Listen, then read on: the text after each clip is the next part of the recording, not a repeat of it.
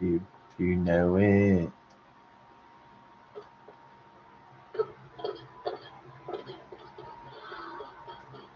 Yeah, we in it. Oh yeah, without a doubt. Playing that Tears of the Kingdom. Get some Nightendo. I did some like kitchen cleaning and actually I did a lot of I. You know what? I did something bad, but it was kind of fun. It's not always fun doom scrolling, but this time was particularly enjoyable. So yeah. Now there are times when doom scrolling is not enjoyable, and it's more like an addiction. But then there are times when it's like there's good scrolling. Like you're getting like a lot of ideas circulating in your brain because stuff you like or stuff you love and all that. So, but yeah, just need to watch the doom scrolling. Like you need to watch, that you don't drink an entire bottle of Jack Daniels. It's kind of a similar thing. So that you don't down a whole bottle of 1.5 Jack Daniels and your liver fail and you die. It's just kind of like that. You just need to be careful with it, with the doom scrolling. Yeah, it's like anything in moderation, right? So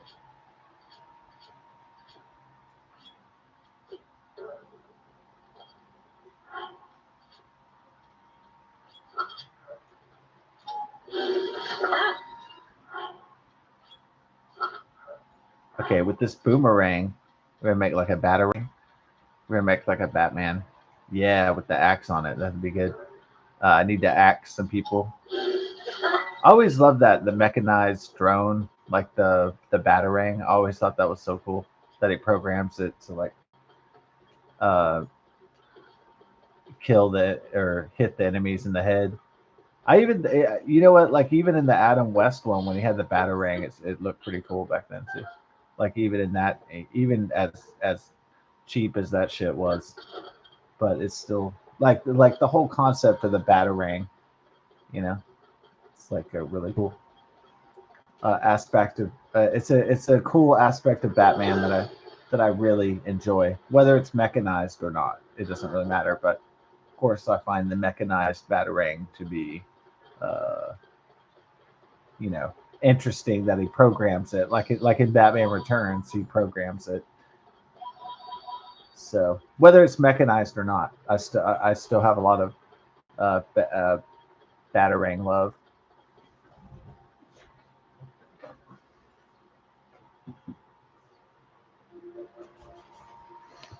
Mm,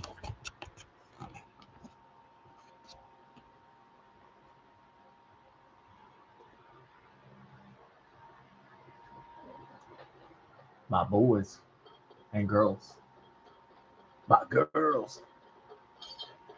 Is everybody ready for the ready for the boomerangatang?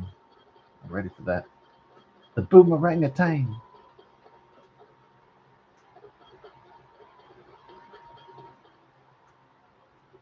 Oh, I don't think Manuro is hooked up, so let's do that. Yeah, big playoff game. I didn't check my lotto tickets. Nobody won the major prize, but I might have won a smaller prize. I'll check like either today or tomorrow. Um, my strategy was to use four different bonus balls, and they haven't played in the last year or so. So I'm hoping one of them finally uh, played played tonight. So we'll see. We'll see if it was a bust, and see if we can get that pizza money together for Monday. So we need to get that pizza money uh, so we can watch the Texans take on the Pittsburgh Steelers in Pittsburgh, Pennsylvania. So, oh yeah, big Houston Texans playoff game. Is this the team to go all the way? Is this the team to go all the way? I can't tell the future, but I guess the betting odds are saying that Houston's gonna do it. So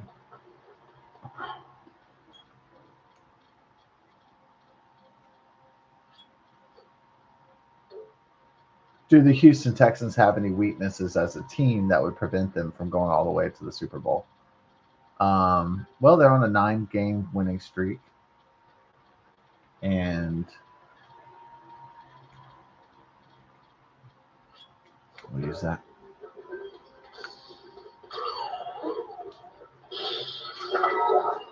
There we go. See, I like to prepare before I go into battle. I was like going there willy nilly, kind of prep up before the battle, so the battle goes smoothly.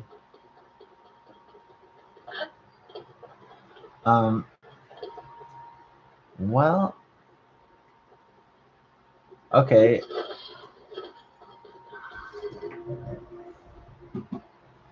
So we'll see what the strategy for the Houston Texans, and they're on their 9-game winning streak. It's been the same, even though there's been a lot of close games that technically they should have lost. But basically, they stayed in it, and then they prevailed by Fairbairn never missing a field goal. So they have Fairbairn kicker insurance. So the goal is for the defense to wear down the opponent's offense, create a lot of turnovers through the amazing Houston Texans defense, and then shut down the points of Pittsburgh Steelers early.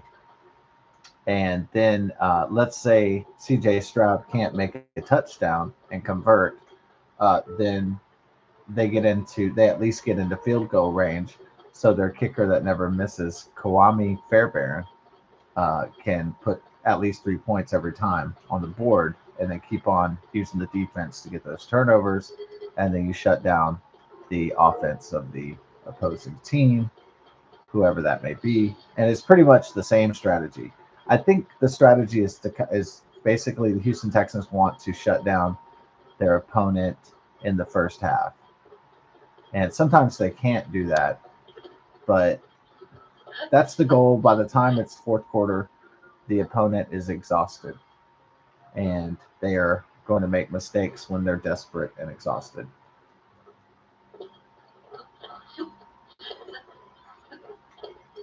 So, is that it? That's the Houston Texans strategy in a nutshell. If CJ Stroud don't do it, then doesn't take care of business, then guess what? Well, Kwame Fairbairn is going to be there to put points on at least 3 points on the board. So it's just like, if they have a defensive turnover, because their defense is number one in the NFL, then they always put points on the board while shutting down the other team's offense. So Pittsburgh Steelers coaches and the people on the team realize this, that the Houston Texans are going to come out swinging on Monday night, and they're going to attempt to shut down the Pittsburgh Steelers offense. So the Pittsburgh Steelers have to come out, if they want to defeat the Houston Texans, they have to come out firing on all cylinders, and they have to score as much as they possibly can. And that's the only way they'll be able to defeat the Houston Texans and eliminate them from a Super Bowl run.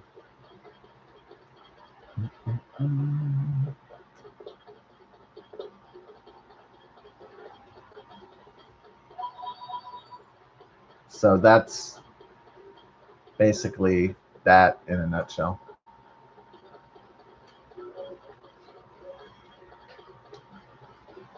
The Pittsburgh Steelers have the so-called home field advantage, so they want to score as many points as possible to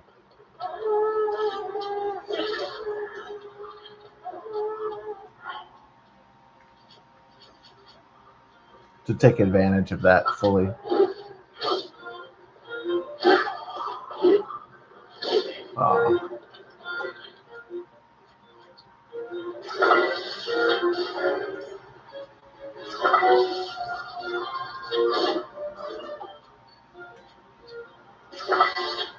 Yeah.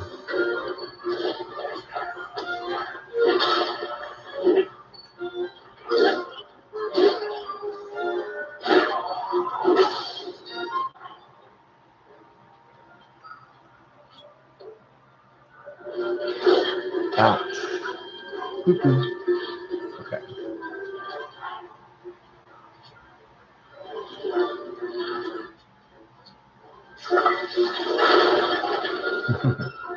Well played.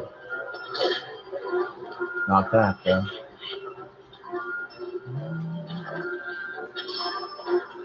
Ding. A ring a ding ding.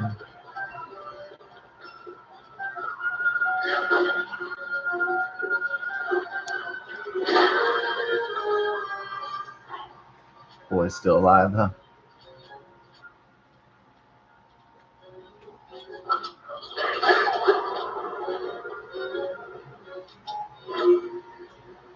Okay.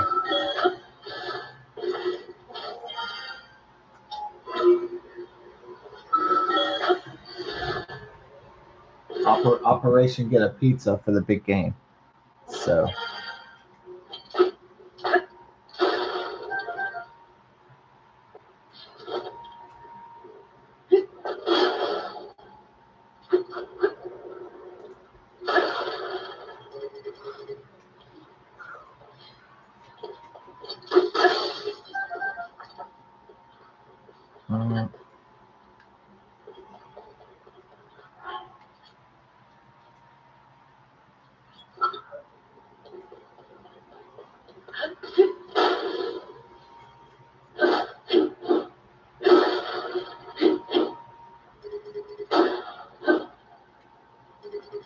Okay.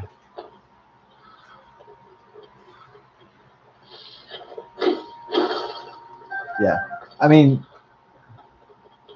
I guess a winning strategy is good, you know, in any kind of organization.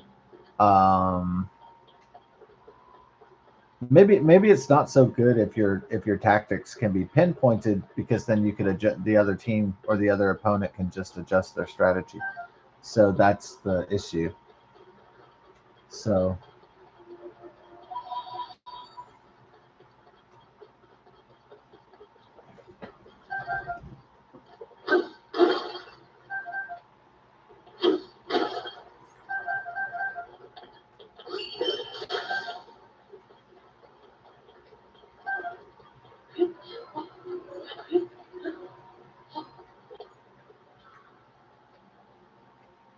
so if the Houston Texans become too predictable, even if they're winning, that could serve as a disadvantage if their opponents are playing back the tape.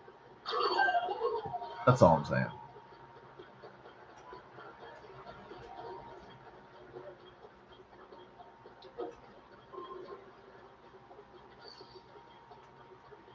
So there's a lot of, well, it ain't broke, so we're not going to fix it. And so, unfortunately, that's like a recipe to lose, because then people could get complacent.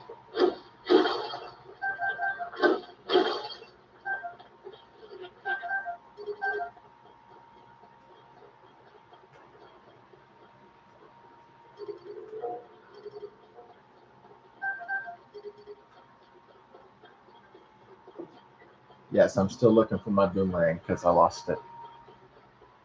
I don't know where it is.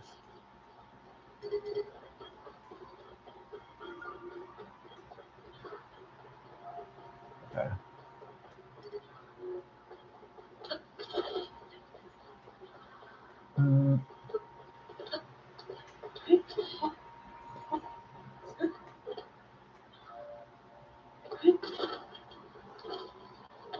It was It's too hot. Ooh.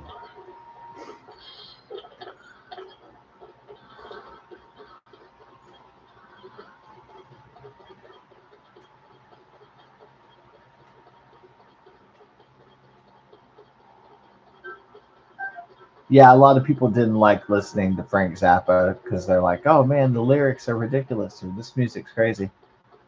Yeah, I think if you don't like comedy and you don't need comedy, then maybe there's some people that are like too serious, and they don't get it because they're fucking squares or the normies or whatever they call it, and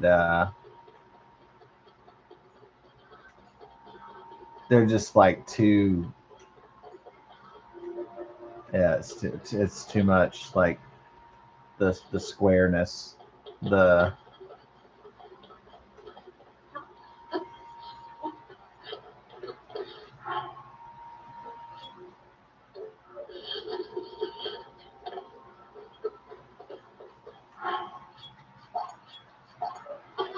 well, it's music is not always supposed to be serious. It doesn't really, you know, it's not that like Frank Zappa is really classified as like comedy. It's more that there's a shitload of humor in his music.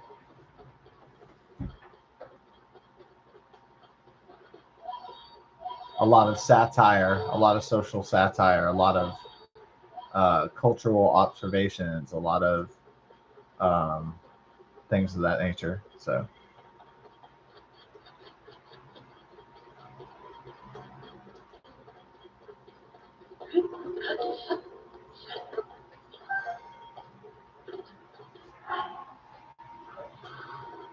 no, I did not obviously grow up in the 1960s, but I appreciate the 1960s satire.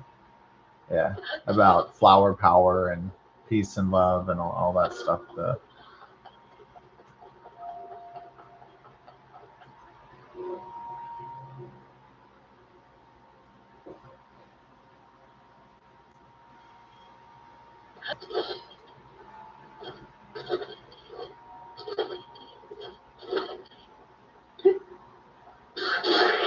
Because it's inherently funny, like a whole bunch of people smoking Mary Jane and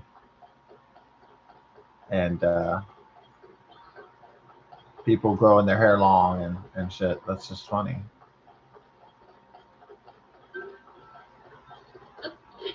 Playing bongos stoned and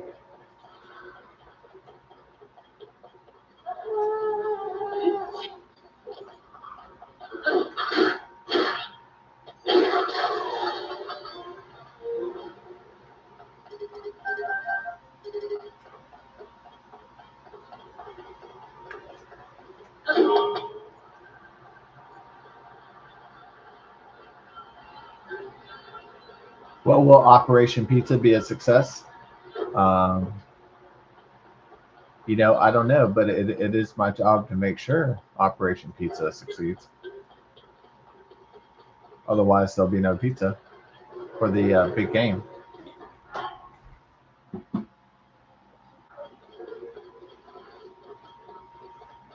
Yeah, I mean, the Houston Texans are just like, they're very married to the idea of the routine.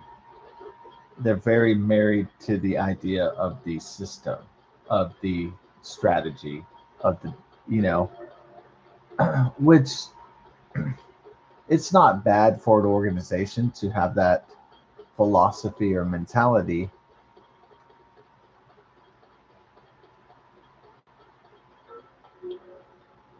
But if your opponents know exactly what you're going to do, then that's not really great.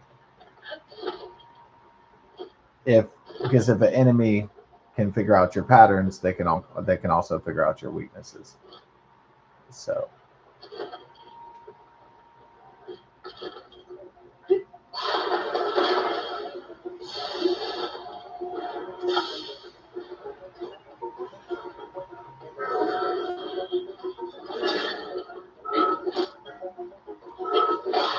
Messing with the Hulk now, baby. You got the Robo. You got the Robo. Oh, there. Okay, I did get my boomerang back. I thought I lost it. Oh well, it's not lost, baby. How you want it?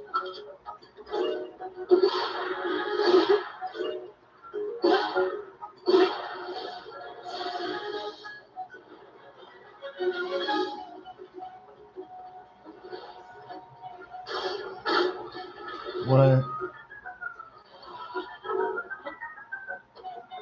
That's that like kind of like Star Trek: The Next Generation, like cyborg vibe to it. Oh, it has vibe, all right.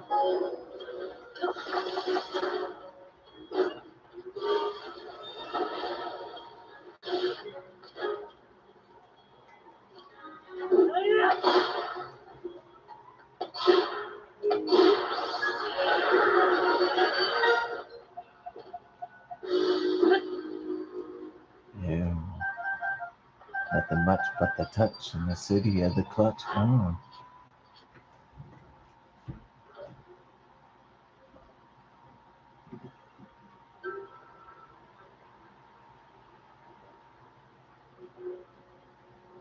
Oh yeah, I want to watch that. I want to watch that Asmon Gold. He's like, I'm moving to Europe because they have all these like hot. They're I think the thumbnail for Asmon short is like has like it says I'm moving to Europe, and then they show like a really hot blonde girl with like really impressive tits. It's it's probably like, I mean, I would imagine that a girl from Europe, like blonde with big tits, that's hot and young. I would imagine that it was probably Germany. I mean, it could be France, but I'm just guessing that probably I mean, there's a lot of like Nordic type women um, in Europe and Eastern Europe, but I'm gonna take a wild guess and say that it's either Sweden or Germany or something. Just take a wild guess, but I'll see when I haven't looked at the clip yet because I stopped doom scrolling.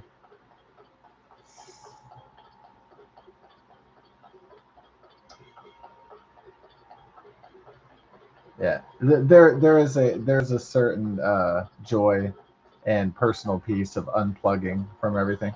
Yeah, I don't want to use AI to create art so much because I don't want to forget about the ancient art of drawing, and so I don't want to forget about that ancient but beautiful art and just totally rely on AI. So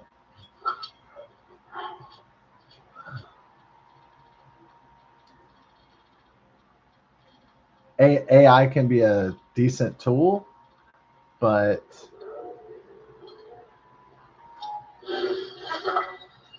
it also makes people lose their skill sets, and it also makes people lazy.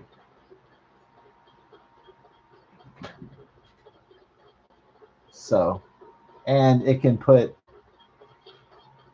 maybe creativity or some kind of version of automated creativity into the hands of people that normally couldn't do anything, that couldn't think of any ideas at all. So, I mean, it's like a replacement for critical thinking and personal creativity, which in a lot of ways is synthetic and abhorrent in a lot of ways. So it's great for the talentless because the talentless have to do less and less. They get to work less hard uh, to do things that used to take a long time to produce. And so,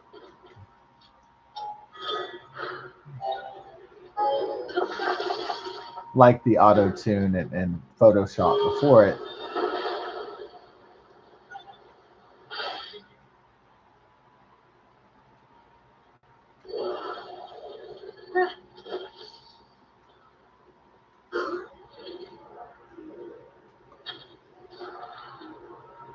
uh, going John Woo on them, huh? I'm going John Woo. That's what I do in my crew. Pass me a brew. Yeah.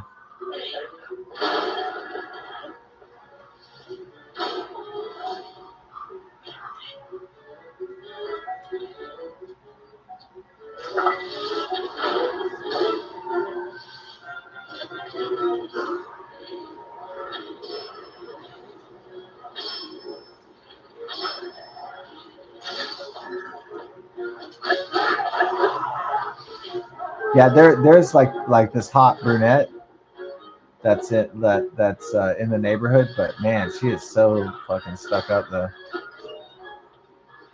Yeah, like she is so full of her own ass, like it's crazy. All right.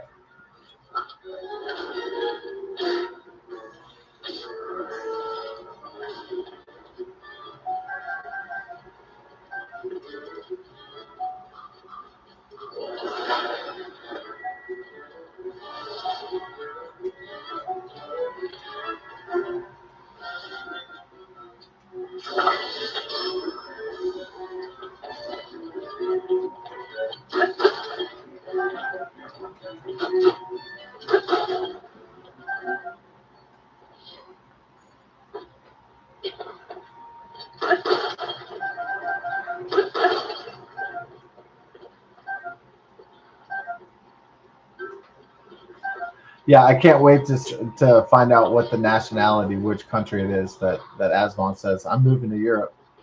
He actually probably has the money to move to Europe too, which is funny. Yeah,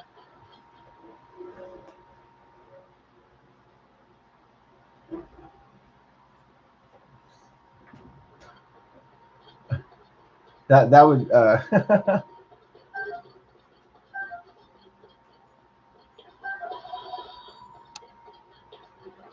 I find the strangest thing about Felix PewDiePie is what I find so weird about his journey online as a content creator and all that is I find out how he got everything he ever wanted in his life, but he seems like dissatisfied though for some reason.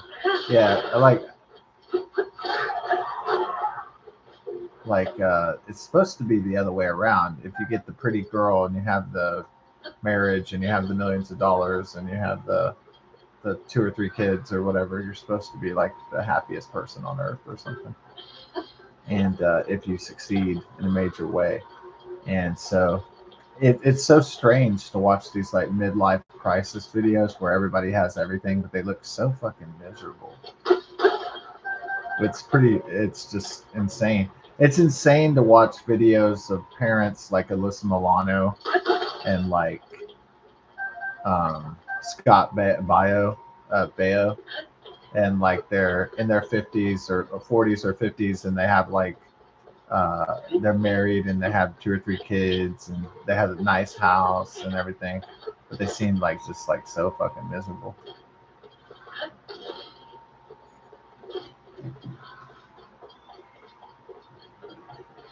Like, how can you have so much and be so miserable like that? You know, I guess, you know, I guess it's possible, but it doesn't make sense to me.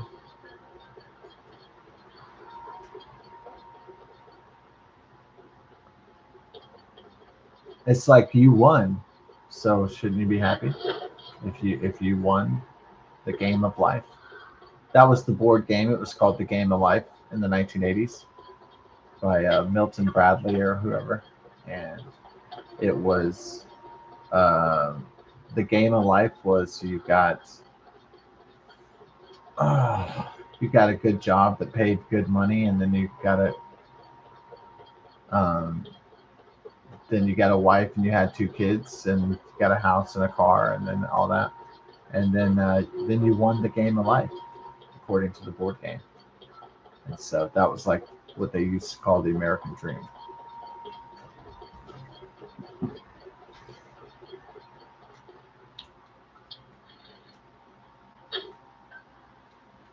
Uh-oh.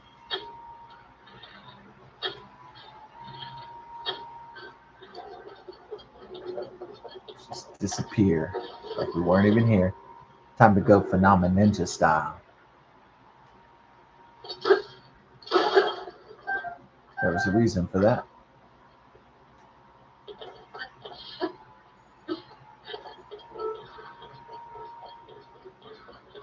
Oh, that was weird. Did not go. Oh, okay, it did go off, but it was like. Oh, okay. I disturbed the metal bud. That sounds like drugs, though.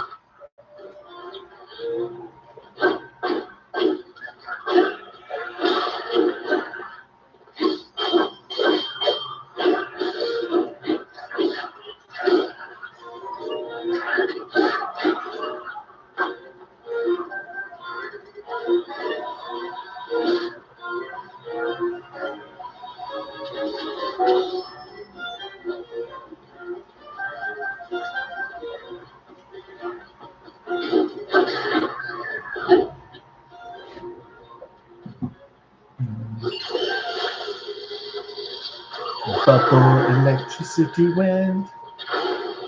I just wanted to like cite a lot of the powers at the same time.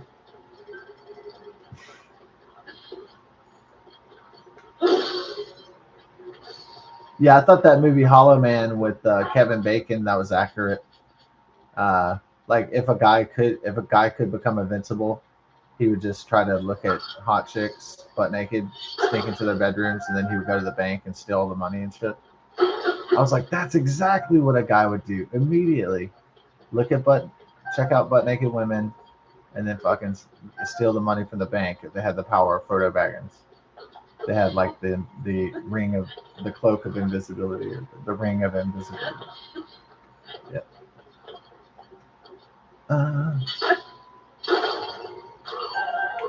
But I suppose that in every invisible movie, the person enjoys the freedom of invisibility, but they hate that they feel like they have an existential crisis because they lose their identity.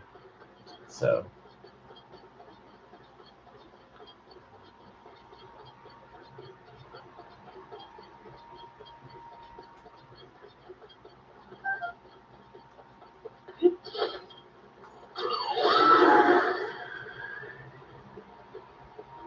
yeah, movies about invisible people tend not to do that well. Um, Memoirs of an Invisible Man. Um, the League of Extraordinary Gentlemen. Um, that was successful because it had Sean Connery and a whole bunch of different kind of characters from a Victorian mythological universe. So,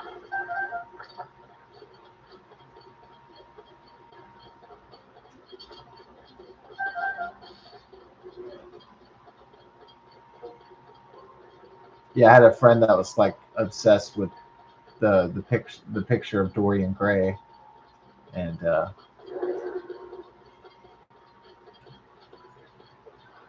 I guess I wasn't huge on Dorian Gray, but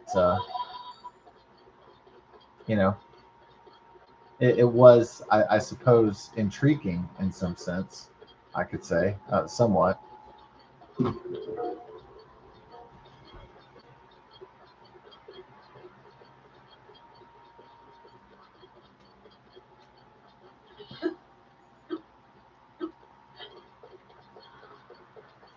Okay, so I sent the picture to Phil that I animated through Firefly AI. It was photo to AI, and it's him dancing in the kitchen, our kitchen, and so I hope he enjoys that. And I sent him a few pictures of him, celebrating his birthday, and hopefully he gets to do something fun. Uh, Maybe he'll be able to go out to eat or something for his birthday with his. He calls it his girl, but she's really kind of a. She I don't know if she's a woman that specifically hunts down older men, and takes part of their social security check and takes their car, and I don't know, like I guess there are a lot of older women that don't really want to have to do like a job because a job is tedious and it's a lot of labor and it's kind of and you got to deal with all these difficult people and it's kind of a pain in the ass and all that stuff. So women a long time ago made up a job which was take care of old men that are lonely and single, which there's a whole lot. And so older women thought, oh, if I can just take care of like, if a guy can just give me money and then I can just take care of some elderly man, then hey, I got my job, at least for a while. And so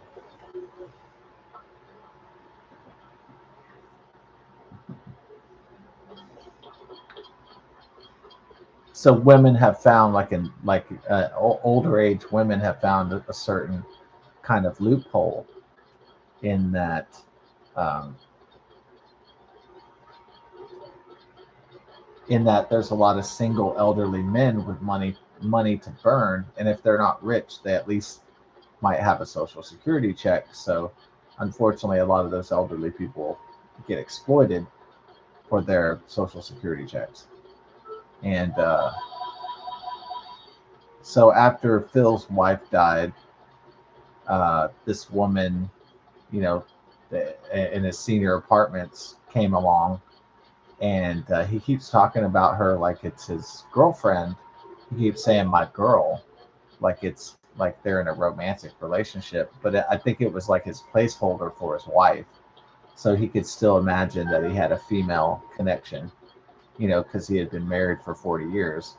And so he had always wanted a girl or a woman in his life, and so he was so used to having a woman in his life that he couldn't imagine just being by himself. So he created this fantasy of having a not as bad as her, not as bad as like uh, Joaquin Phoenix falling in love with Scarlett Johansson AI, but on his laptop.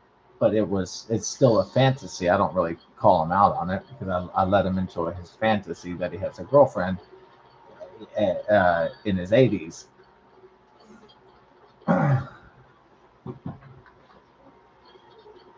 I'll let people entertain it and enjoy their fantasies, even if they're not really true. Even if that woman Sheila is exploiting him for his social security checks, or for his car, or whatever the fuck.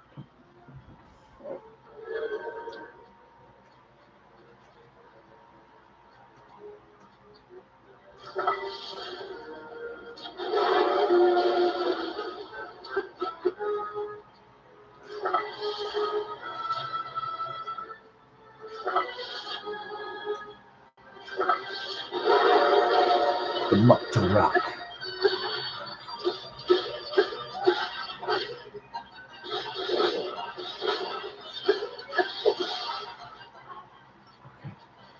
Yeah. So he's always like my girl, but they're not boyfriend and girlfriend, and they're not married. So I'm like, but again, I don't say anything because I want people to have their fantasy worlds, even if they're not true. I mean, as long as they're not you know, the only kind of lie is a dangerous one. So this one's kind of a harmless lie. Psychologically tells himself.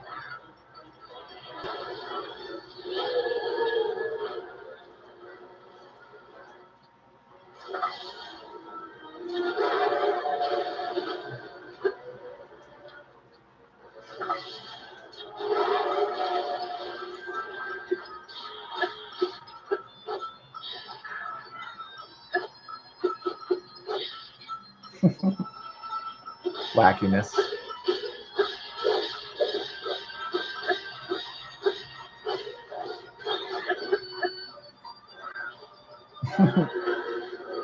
I haven't fought this villain in a long time, so that's why it's entertaining. Mhm. And it plays weird music, and it's kind of like something out of the Addams Family, or so, it's just it's something out of like Tim Burton. Something out of like Beetlejuice. That's why I like it juice. It's weird.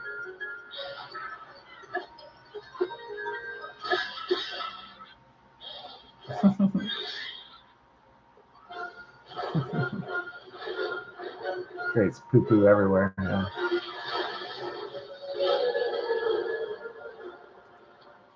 He just puts me in poo poo. The poo poo monster.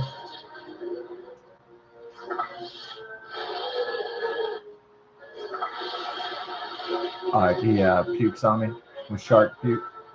Hell yeah. I love that shark puke. Yeah. I like shark puke better. What?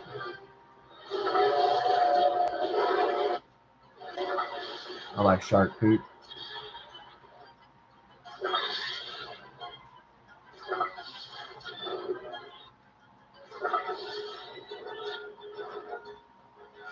Putting doo doo on me. This is he tries to trap me in the doo doo. Doo doo trap.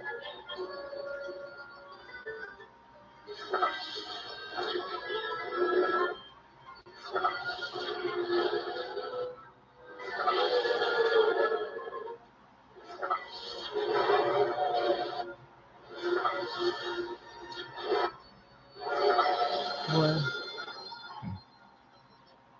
Yeah, we're fighting that Mukta Rock.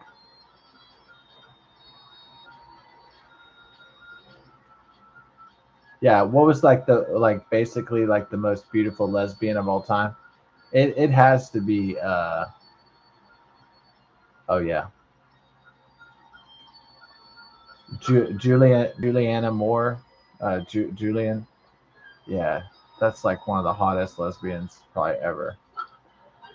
Like to ever be. In Hollywood at least.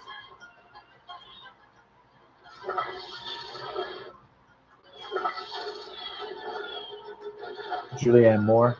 Oh my god. She's like a fucking fever dream.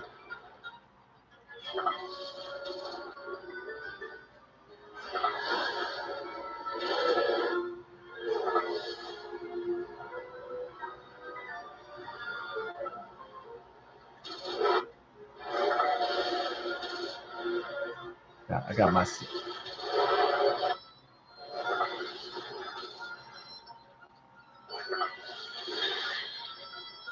Yeah, what's something like in a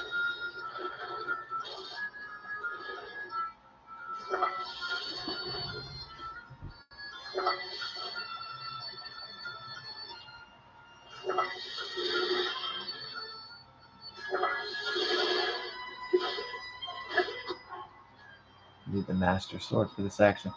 So what would be something that you're very unlikely to see in 2020s America that you would see all the time, like in 1990s, 1980s America?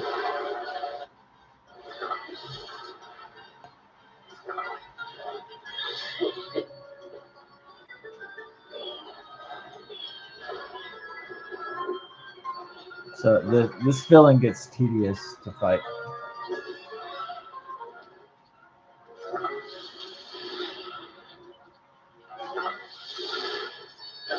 Yeah, this villain kind of out kind of wears out my patience a lot. At first it's fun, and then it's like, yeah, I'm tired of ready to end this one.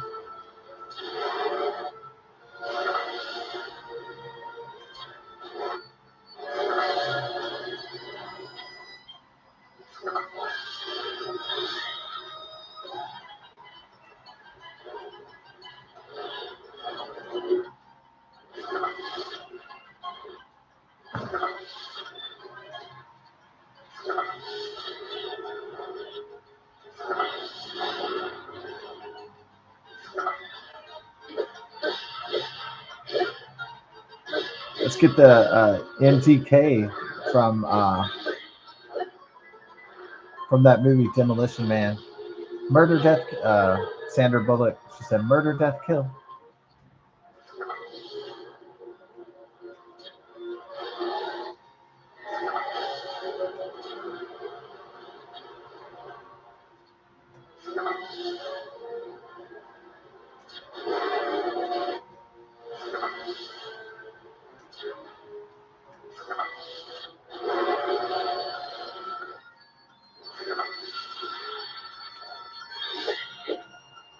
Poo-poo.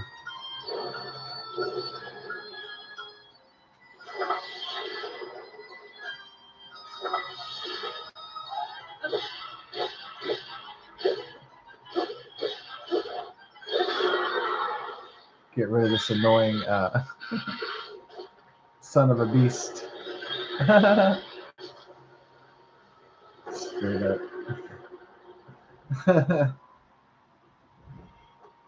Wow, wow. All right. Well, at least we got his eyeballs.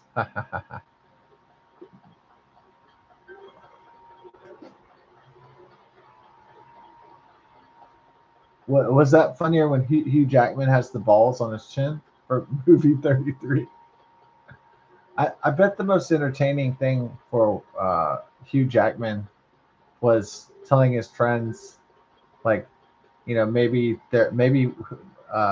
Hugh Jackman's friends are used to him being like, in an X-Men movie or something. Oh, dude, I'm trying to get jacked up to play Wolverine, and like, oh, I've been training so hard to look my best and shit. And then all of a sudden,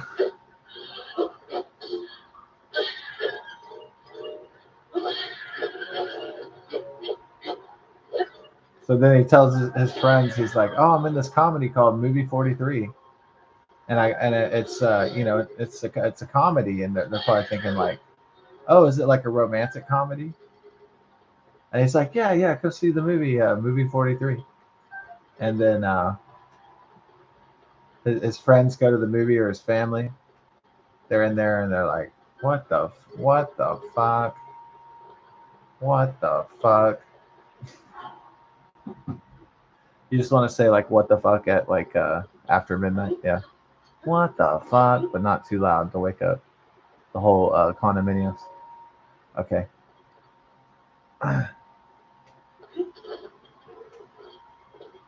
So everybody's watching. They're like, oh, I wonder what's gonna happen. Hugh Jackman, and then friends and family are at the premiere of movie 43, and then he shows up for the blind date, and he has the ball sacks on his chin, and then have I ever watched like the entire movie 43? I saw the I think I just saw the ball sacks on the chin, and then I was like, I don't know if I can do this entire film. You know, I was like, I don't know if I can handle this. They probably should have just made a movie about a guy with ball sacks on his chin. That's what they should have just went with the Roxanne. Like, just make it just like Roxanne was about a dude with a crazy nose and shit. They should have just made like Hugh Jackman as a man, where his testicles grew on his chin instead of on below his penis, and then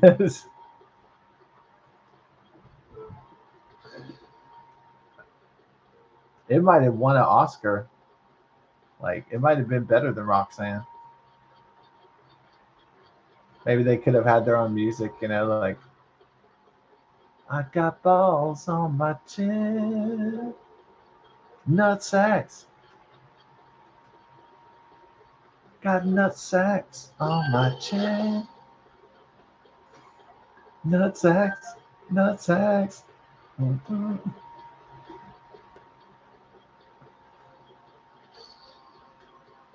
See, I would have saved the movie already. I would have made the movie a Oscar-winning multi-million-dollar. No, in reality there was no saving that shit. That was like, that was a gasoline alley dumpster fire, thunderfuck from Haiti, from the gates of hell. I'm sorry, from the bowels of hell. Yeah, to say. From the very depths and the bowels of hell itself.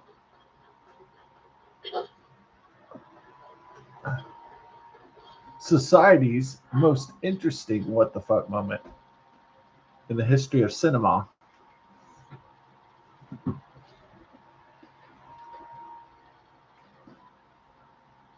What was like, like the best cinematic experience? And I'm not just saying this because Jennifer Connelly is a smoke show, but I think when I went with my friend to go see Dark City, I was literally like stunned. I think it was like one of the best, like what one of the best like film experiences I've ever had. I think like going to see a movie. I unfortunately saw Luc Besson's The Professional. I unfortunately saw that on home video, and I wish I had seen that in the theater. But that's neither here nor here. It's neither here nor there. That's just I saw it on video first, and that's it. Can't change it. But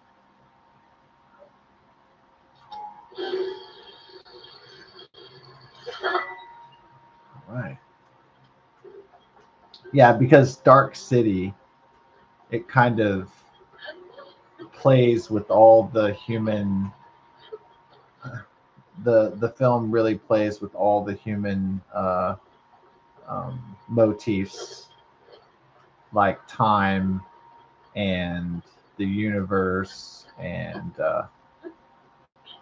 I mean, just pretty much identity, memory, all of those things. Like maybe a movie like Memento just deals with memory, and maybe and it's also like I do like noir. I do like that 1930s, 1940s kind of like serial kind of noir uh, film noir, if you will.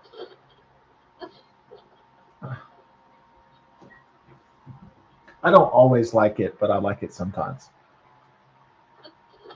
when it's done right, like Dark City, or even like Sin City, Frank Miller's Sin City.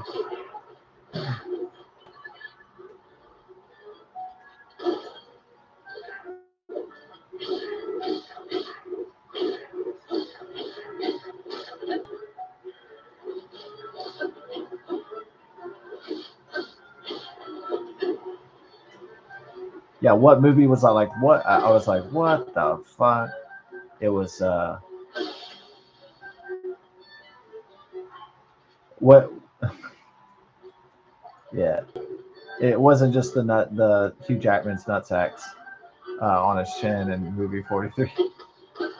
Um, it was it David Lynch who did Lost Highway? My friend just would not stop talking about Lost Highway, and he's like, "You have to watch Lost Highway. You have to." Yeah, David Lynch. Okay, yeah, you got it right. His photographic memory, right? Yeah, maybe. I mean, you can make mistakes with memory. Yeah, you can misremember something. Sure, but most of the time, it's firing on all most cylinders. Yeah. Most of the time, it's on point, but you can misremember if you have incorrect information. So you could have a memory that's not real. Um, I mean, you could misremember something. Yeah, that is possible if you don't have the facts straight from the start.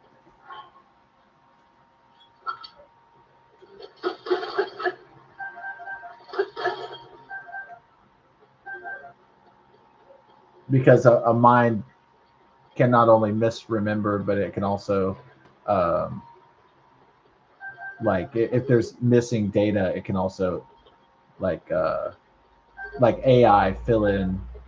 You know how like in artificial intelligence, if you tell it something, then if whatever is the missing information, it just automatically just shades that space in, whether it's true or not, whether it's accurate or not. That's what AI does a lot. It hallucinates, and it creates uh, it just fills in what it doesn't know, and that's often inaccurate. So the mind can do that too. Not as bad as AI, but not normally.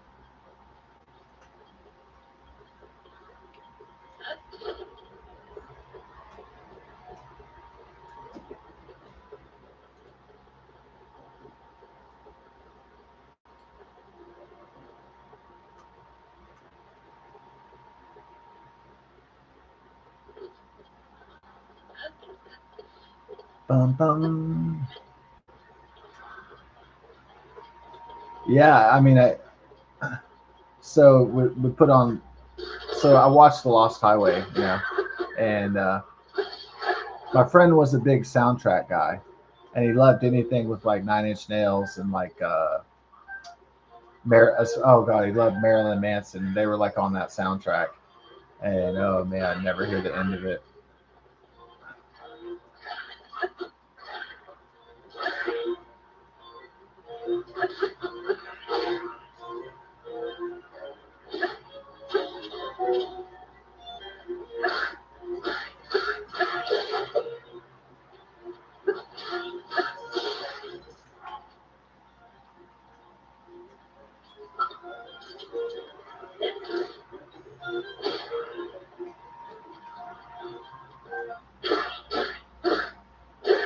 Yeah, I guess all I could say about The Lost Highway is that it was weird, and but sometimes a movie being that strange is great. So I do remember it being on a visceral level to be very entertaining, like the actors and the scenery and everything. I mean, it was basically like it felt like that movie was like a paint, like you're watching a painting.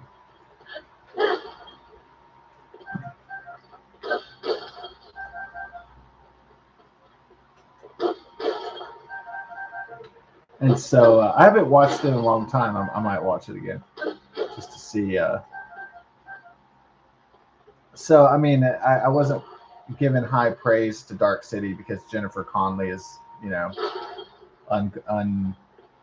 ungodly hot, and you know she can definitely turn a like kind of a mediocre or crappy movie into at least visual eye candy for sure, which was like pretty much the entire appeal of career opportunities. So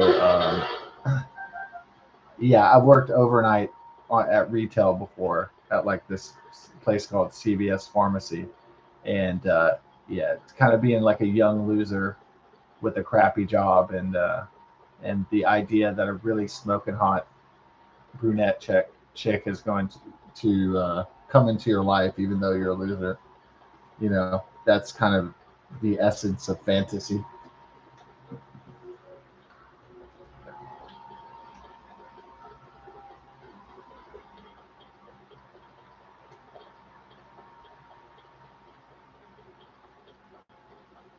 Maybe in the days when the dollar would go a lot farther, when things were more affordable, maybe you could get a smoking hot smoke show and work overnight at Target. But I think, those days are long gone. And so it had been for a long time. So maybe there was a day where if a guy was handsome enough and he had his shit together just barely, and you find a girl that was super hot and just dumb enough, then to stick around.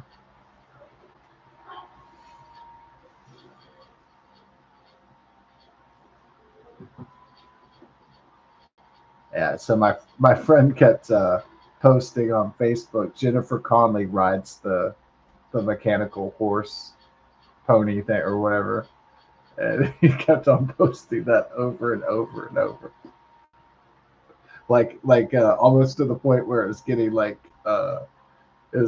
creepy, like uncomfortable. It was getting into like it was like total like creep, like it was getting like into an out of control obsession with watching the horse scene with Jennifer Connelly riding it, and it almost got into like a like not just a meme, but it got like into like so much parody that it was almost um, it was wickedly entertaining.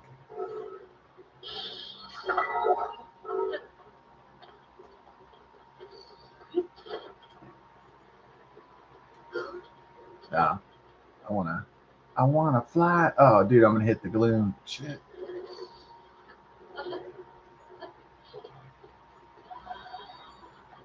Man, we're just wandering the depths. Hell yeah, that's all about.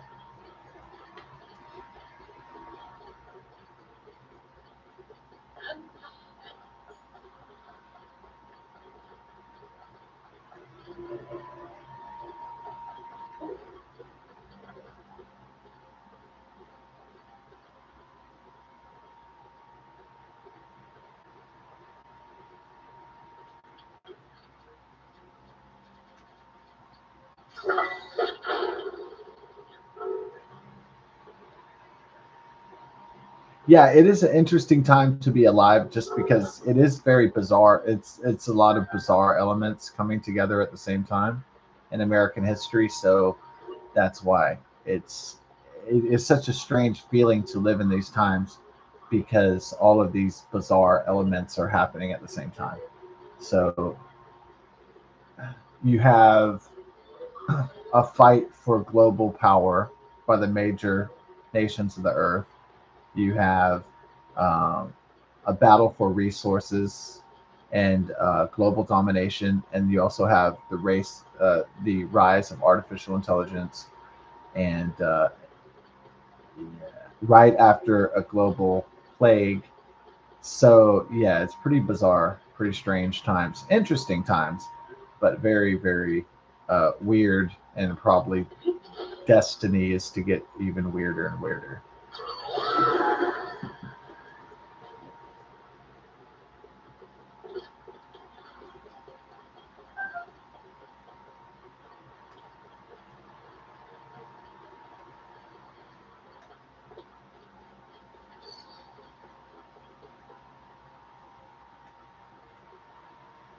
It is uncertain world as well. Who will ultimately win? You know, so who or what will ultimately win? I guess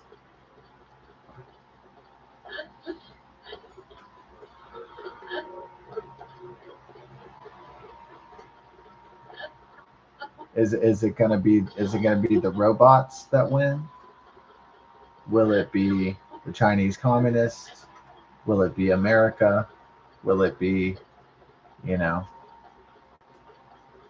aliens? I mean, who knows what who's going to win this world? And so that's the fascinating part,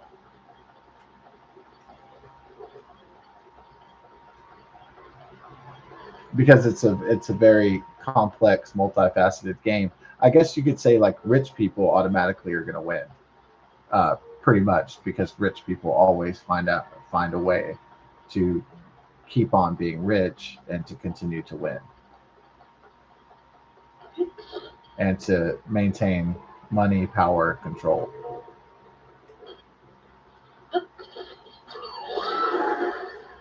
So we can at least rule out poor people, or from that, poor people will not win whatever the future is, whatever this game is.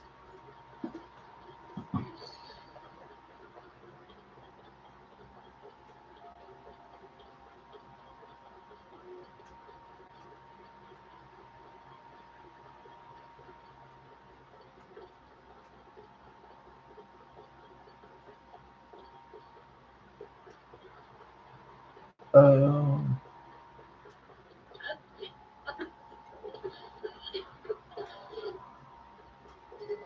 and the only way poor people would win is if um, rich people made huge gambles and mistakes.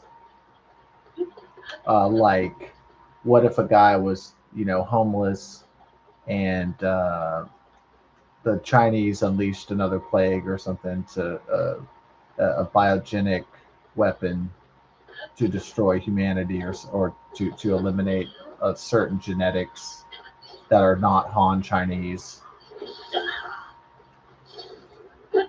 Let's say there's a genetically targeted virus from the Chinese communists to destroy Western people with that DNA. But let's say a guy doesn't really go out to the public too much, because he just he's lost faith maybe in himself, but maybe he's lost faith in humanity and society and doesn't care anymore. And let's say he's been, in his grandma's basement playing this game or something. He's been scratching his balls, as George Carlin would say. And then everybody's getting this big time plague, and it's so fast, this plague, and everybody's dropping dead. And then the guy comes out of his grandma's basement, and he's like, "Hey, what's going on? Oh shit!" He's like, "What's happening?" And he's got his bag of Doritos and shit. Hey, what's going on out there in the world? Oh shit, everyone's dead, but I don't have the virus. Oh, because I've just been a lazy bastard. Huh. So he's like living like the dude, and he's just like drinking fucking White Russians and listening to old Rolling Stones records.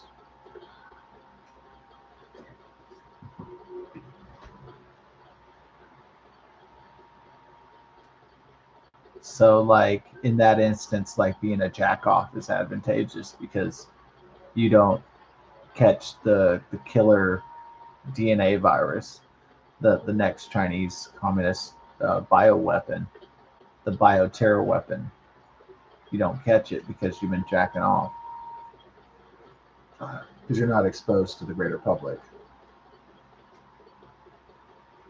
Isn't that what they always show, like in Nostradamus, like in almost every single like Revelations and Nostradamus, it's like they show that like the end of days is like pure hell, and people have masks on, and they're wearing like these biohazard and these and there's like just death everywhere, and there's just like suffering everywhere, and it just looks like hell on earth. And like most Nostradamus, most Revelation end of days depictions are just like that. Almost every time it's like this incredible hellscape of apocalyptic doom.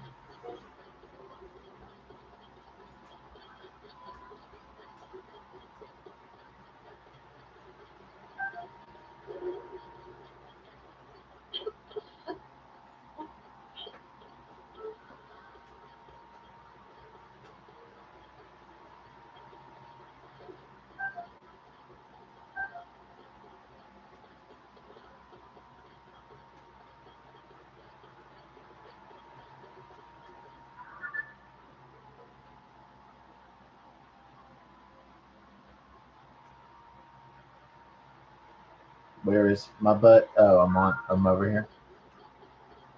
I'm in this quadrant, and I'm in this sector, a region. Yeah, I'm at these coordinates. They do have the coordinates. Huh? Get your Zelda coordinates on your Zelda GPS.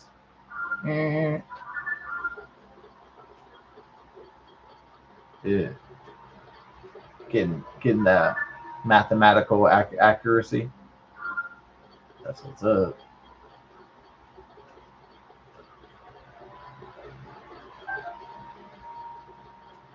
Well, actually, I'd rather have Honda accuracy.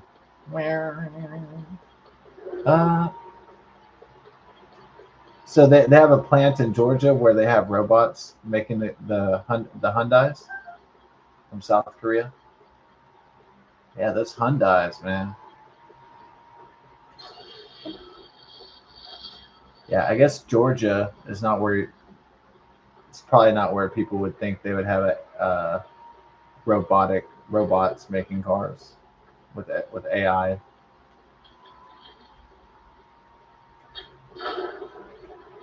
It's going to be like C-3PO and the Attack of the Clones when he tells like R2D2. It's like machines building machines. This is madness. When he goes to when they're in the battle droid factory. If you saw that, I don't know. If you saw Star Wars Episode 2, Attack of the Clones.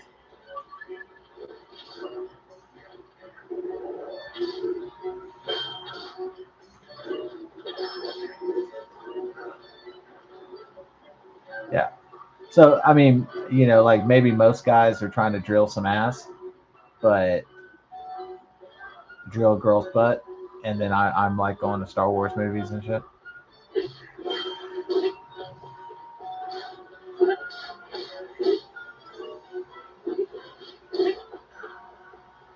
So most guys are trying to drill a girl's vagina, and then I'm like doing the nerdiest shit you could think of at that age. I'm making sure I see all the Lord of the Rings and the Star Wars movies. All my friends back then are probably thinking, "What the fuck?" Well, like, what the? They're probably thinking, "What the fuck?" They're like, "You're not trying to get some ass? You ain't trying to make some money, man? What's wrong with you, man? You seeing all the Star Wars and all the Lord of the Rings? Man, you're a fucking dork, bro."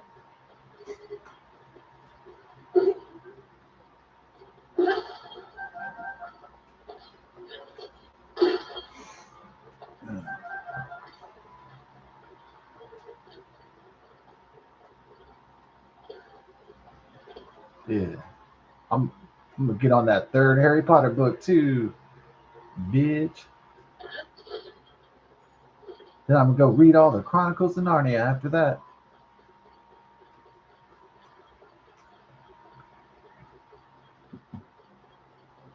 And then I'm gonna think of some other nerdy shit to do after I finish with that.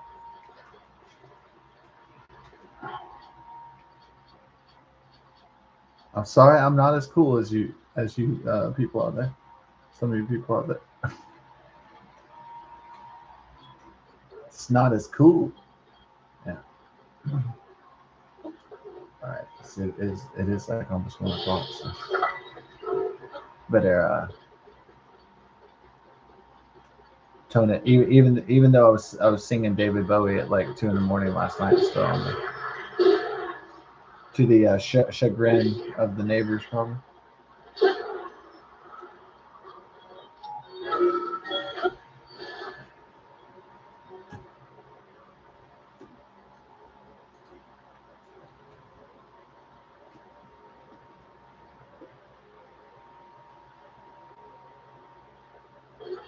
Swimming through, man, just to see the colors of like life, it's refreshing.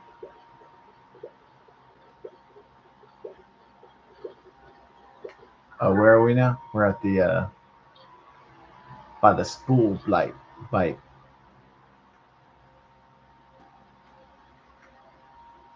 Yeah, by spool bite and by Abu Ridge.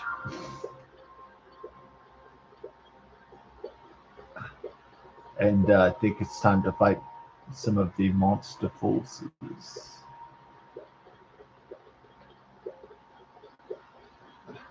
Looks like we found a good entry point to Osama bin Laden's Pakistani fortress. Prepare the SEAL Team 6.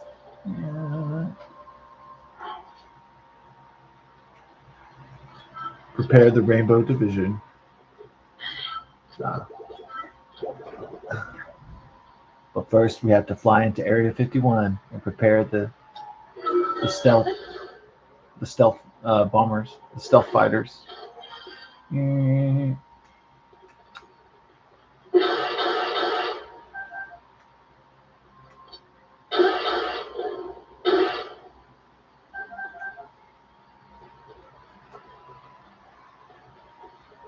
Nobody's home. Yeah, I thought about doing that parody Homo Alone, and then I was like, forget about it. Homo Alone. Oh, I guess I thought Homeless Alone was funny enough.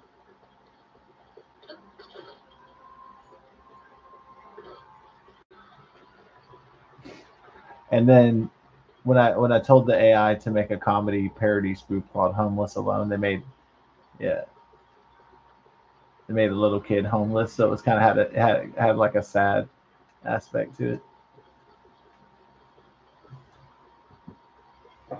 And they made the kid like in a box, by the bridge.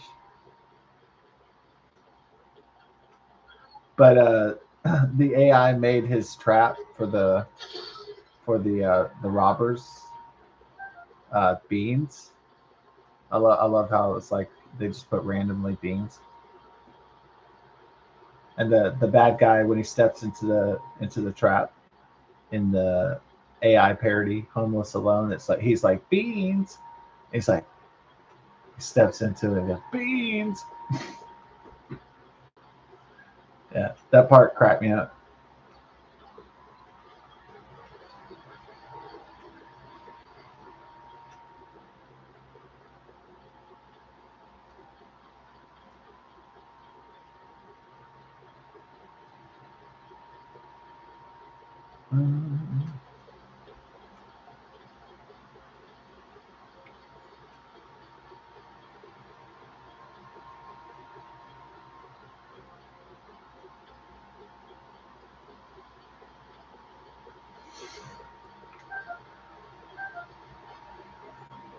Yeah, I guess the American shopping mall used to be like the gold standard for shopping, eating, entertainment. I mean, it used to be the place that, like people, it was like a cultural crossroads, cultural, the global square. I mean, it used to be like the village square, like the town square. And now it's like, I feel like malls are like places for like ghetto people and like sexual predators. Like it doesn't seem like the family friendly mall like yesteryear, that where all the kids felt safe and like all the parents felt safe leaving their kids there. It doesn't have that vibe. I mean, not just because of ghetto malls, but just the decline of American malls in general is like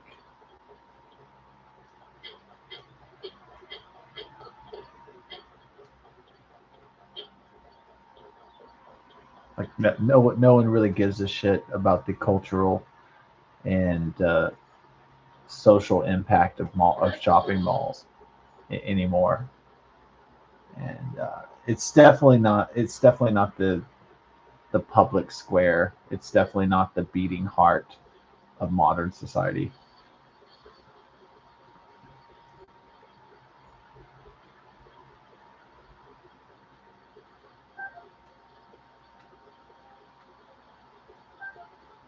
But it used to be a place like you would see your teachers at the mall and shopping for clothes or whatever back in the day.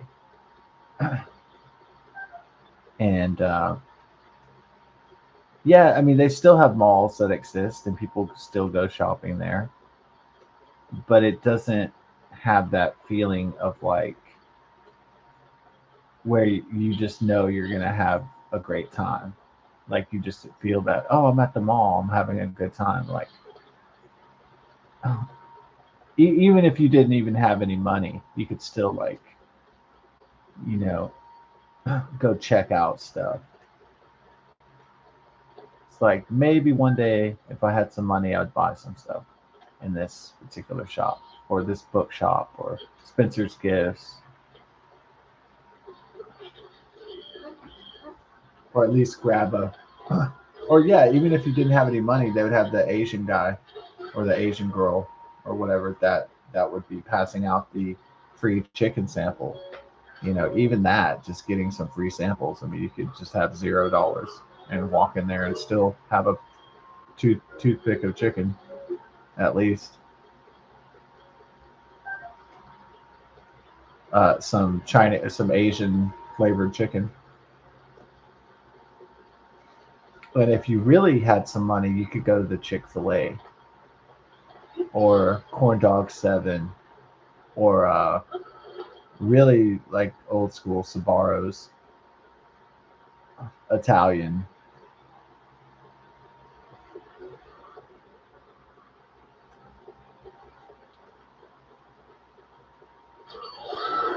But I think it was the police activity video where there was a creepy guy my age, and he was 45 too, and he was in the mall, and he had a iPhone, and he was going into the public restrooms looking for kids to take videos of their wee wees, and because there was no partitions between the stalls, and I realized like I've heard so many like horror stories from malls. I mean, not just that video, not just that one sexual predator, but like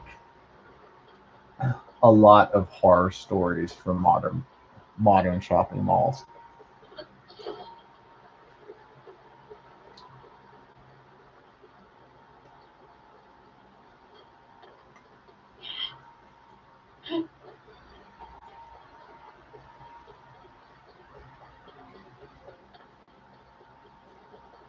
And like thinking about criminals using all these uh, technology to take pictures, inappropriate pictures, like in installing cameras in changing rooms, or taking videos in bathrooms, or taking uh,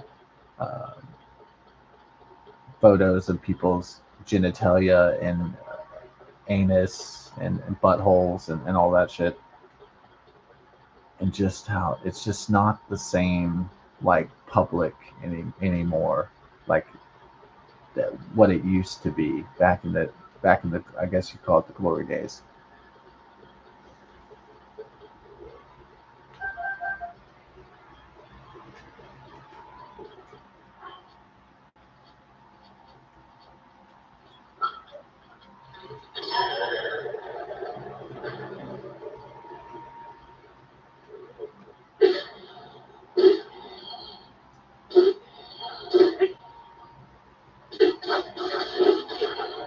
Ooh.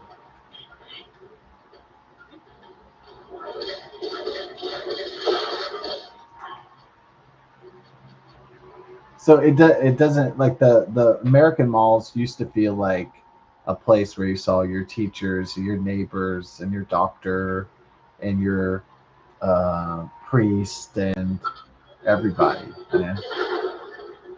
So it definitely had that village square community feeling to it, and I don't think it's had that for now. It kind of feels like it's like you're living in a Latin American country. It just feels like you're living in Venezuela or Colombia. You go to the shopping mall, and it's like you see guys with AK-47s and mall security. It's like, what? Like, how did things get come down to this? You kind of feel like Theoden King when the shit's hitting the fan, and he goes, "How did it come to this?"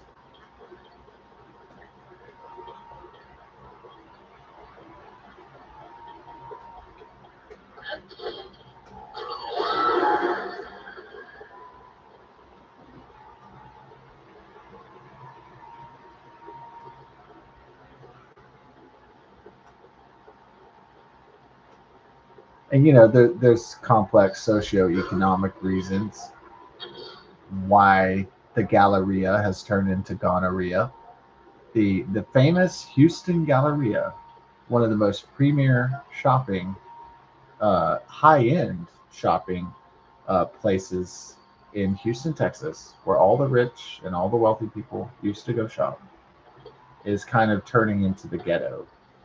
And so that's why I call it not the Galleria anymore. I call it gonorrhea, like the sexually, the STD, like a genital wart.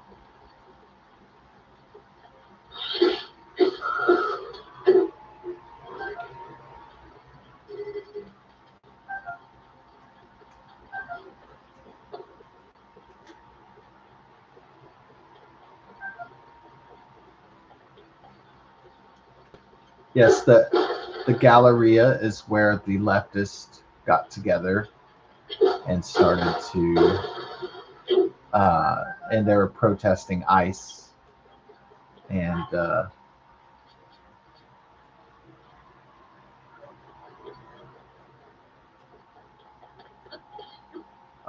Renee, what's her name? Renee Good.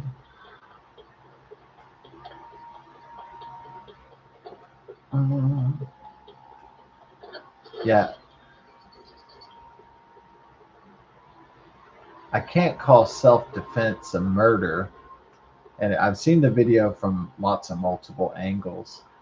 Um, so first she blocks the road to impede an ICE operation. Then, when the cops surround her vehicle and say, "Get out, ma'am," then she, yeah, the ICE agent gets in front of the vehicle, and then she still does not stop and cease her activities after she's already impeded the ICE agents from going forward. And then the ICE agent thinks that he's going to get run over, so he shoots her dead. I don't think I missed anything in the videos. I don't think I missed any facts about it. I guess videos are tricky, and they're tricky just because of angles. And they're tricky because they're hard to like discern certain intentions and motivations, and you have to actually be able to see the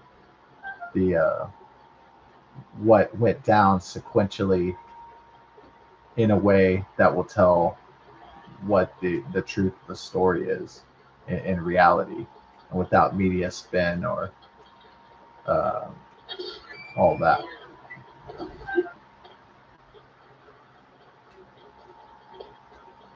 So you have to, you know, see what happened logically and not think in a emotional way about it. So that's something like the Federal Bureau of Investigation. What they have to do is discern what the truth is out of all the intense emotion. But I was thinking also it's the perfect distraction for the Minnesota leadership, or lack thereof, for Jacob Fry and Tim Waltz to and Ilhan Omar to try to sweep under the rug uh, the 9 billion or so taxpayer fraud for the Somali um, scam that they pulled on the Minnesotan taxpayers. And so, yeah, I know they want a big distraction from that. So this conflict with ICE and um, this conflict with Trump gives them an opportunity to sweep this massive, gigantic fraud, or their attempt to sweep it under the rug. It's not going away, but they're hoping if there's conflict with Border Patrol or ICE agents that they could re-villainize Trump.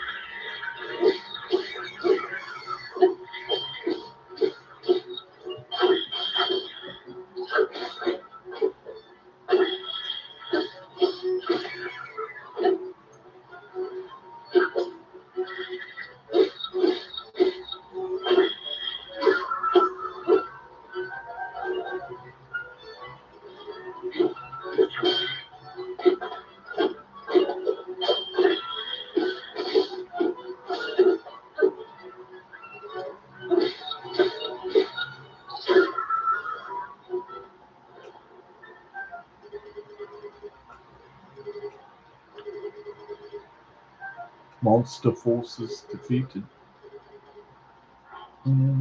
Monster forces. The Monster Smash. Be quite a bash. Ooh, the Monster Smash.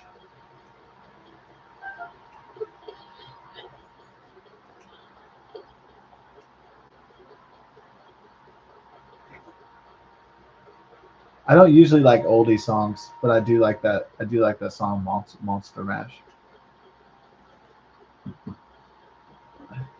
There are some oldie but goodie songs that are like really fun, even though they're super old.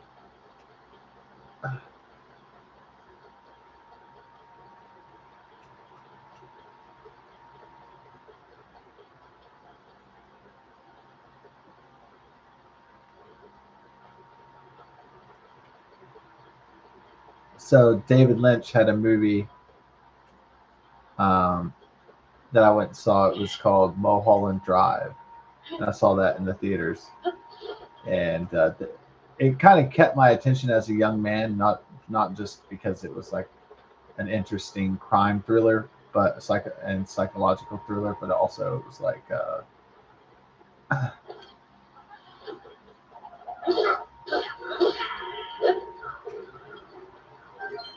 also it benefited because it had like two really sexy smoke ass hot babes in it too.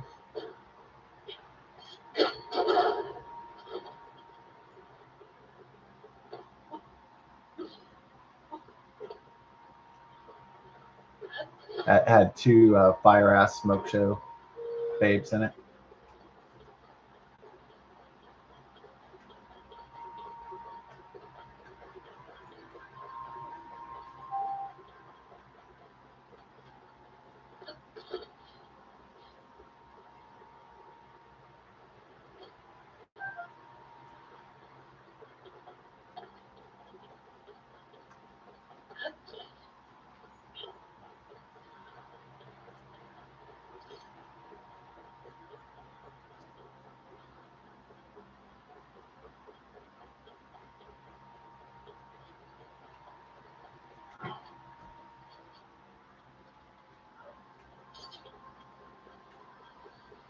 Yeah, that Bo Bragison for Zelda. That's a super sexy ass Zelda. The casting director did it right, making a making a badass Zelda like that, making a baddie like that.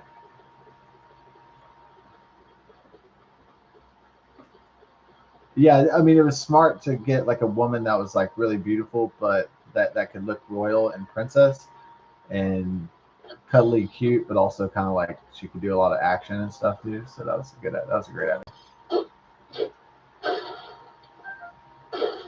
Also to get a Zelda that was like athletic and like she could fight. That was pretty wise.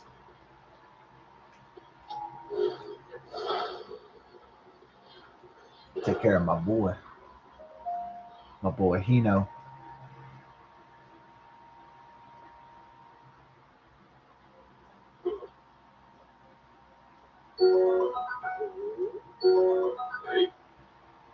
Give some of that.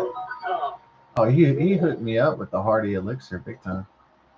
Ooh, yeah.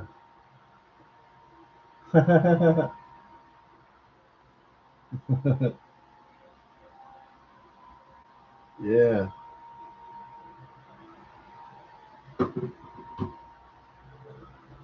Well, oh yeah, the blood moon's coming. Exactly what exactly what he was talking about.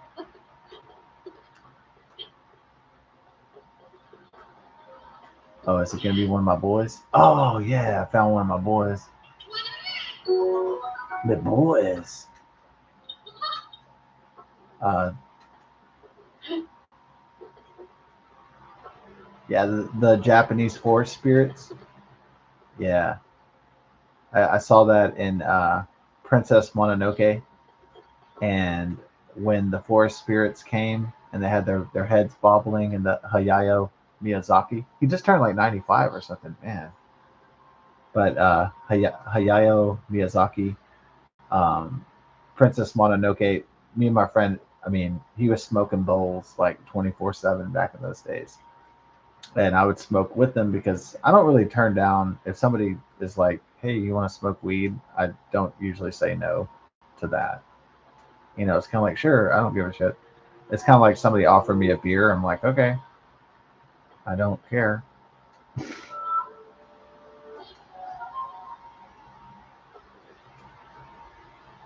I'm kind of like the guy that would say yes to everything in a Joe Rogan or a Bill Maher podcast. I'd say like, "Sure, yeah, break out the blunt, pour the shit. I don't care."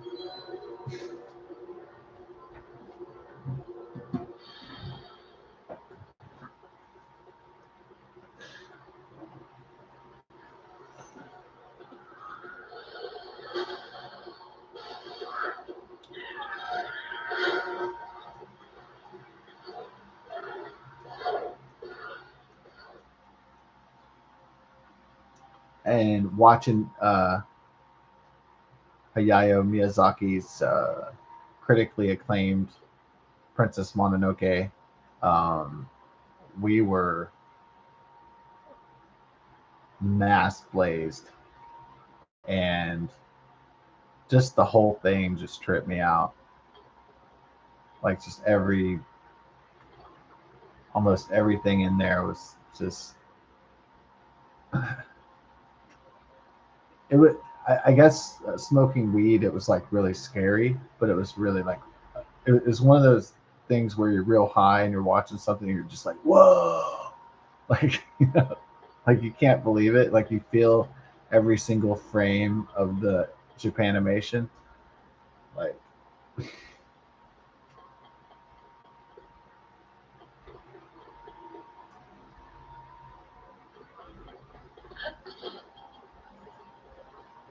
oh, the Blood Moon didn't bring back. Ah, that's weird. I thought it brought back all the monsters.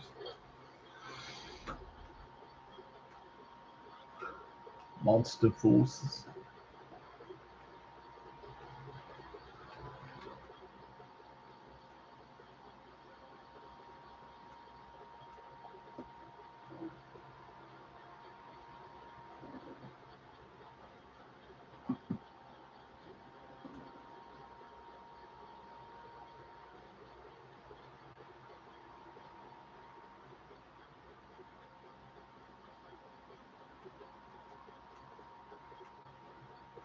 My boy's in trouble though. Oh, well, I gave him a good spanking. Spank you very much. Ooh. It's your boy Water. Oh, it's a dude into bugs.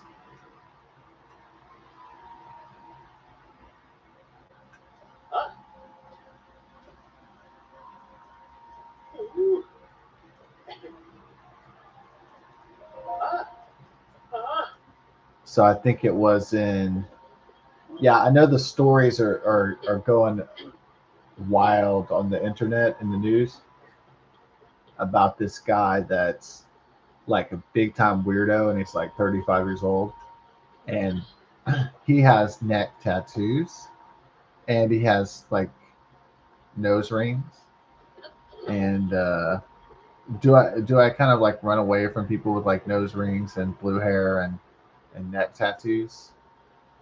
It's not the kind of people I really hang about with. I'd say I don't really run from everybody that looks different. I'd say I don't really seek out neck tattoo people, and I don't really seek out people with nose rings. It's not the kind of people that I seek out in my life. You know, it's not the first people that I think, hey, I want to go get friends with people with neck tattoos. Like that's not, or nose rings.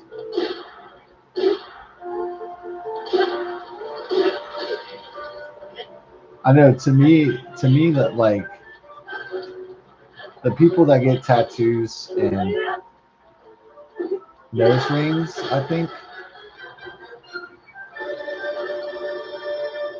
they think that it's a symbol of rebellion, and to me, it's a symbol of like trash.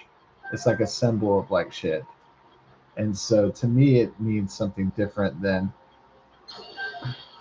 merely an act of rebellion, like somebody dyeing their hair blue or something.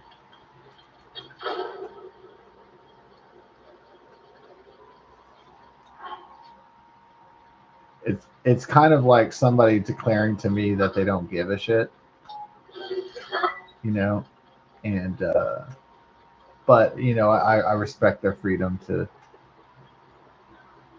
mutilate their body, I guess, or pierce their body or whatever.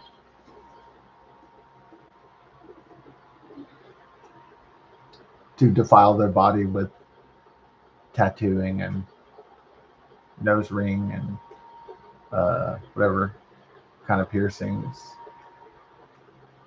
So if they want to put entire murals on their arms and their legs and and their back and or whatever on their neck, and it's their prerogative. You know, they can do what they want, but.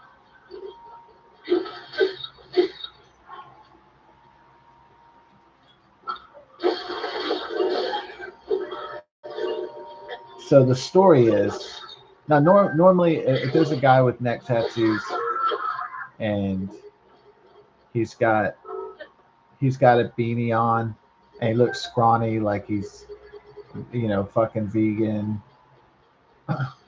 There's plenty of these characters out there. They're not exactly original people, and they kind of look like a carbon copy of some people that came off an assembly line or something.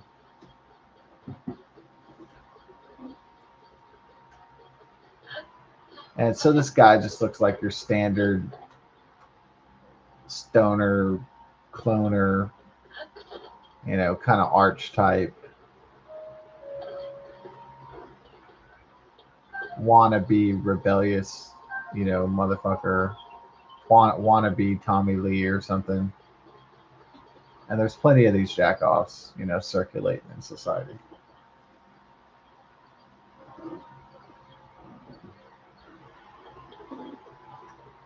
But I don't care.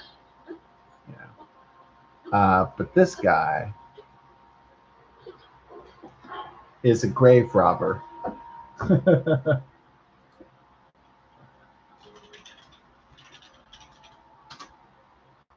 Yeah, it's from Delaware. 100 plus skeletons found in home of suspected Pennsylvania grave robber. A horror movie comes to life. Pennsylvania man stole hundreds of bone skulls out of Delco graves. Oh my god. It's everywhere.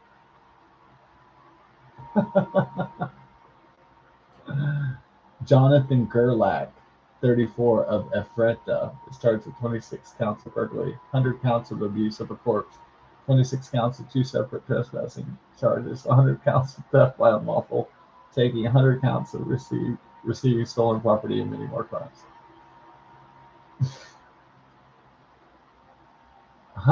26 counts of burglary, 26 counts trespassing charges, 100 counts of abuse of a corpse.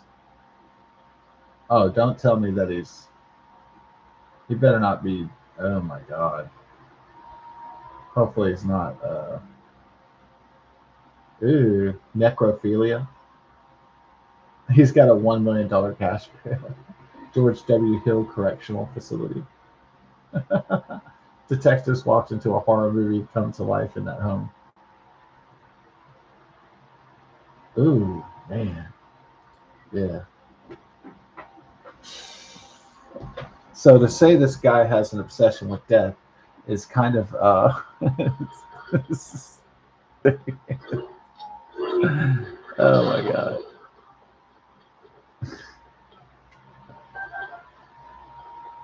So he had 8 full skeletons, and then he had robbed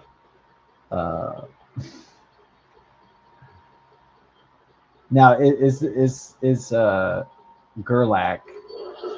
Gerlach beating Ed Gein or Jeffrey Dahmer? Well, he didn't kill these people, so I guess he's not. Yeah, I mean, life kills people, so the whole process of being alive kills everyone. So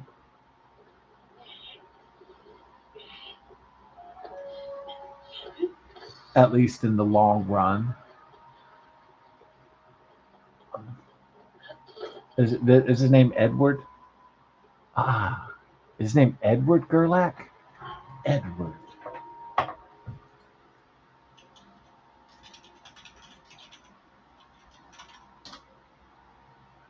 Oh, yeah. Hold on a second. What's his name? Oh, I'm sorry, Jonathan Gerlach, not Edward. Jonathan. There you go. Jonathan Gerlach. Okay. Jonathan Gerlach. Or is it Gerlach? It sounds German, huh? With the CH. Gerlach. I bet he's German. I mean, at least ancestrally speaking. Nah, nah. Gerlach. Mach 5.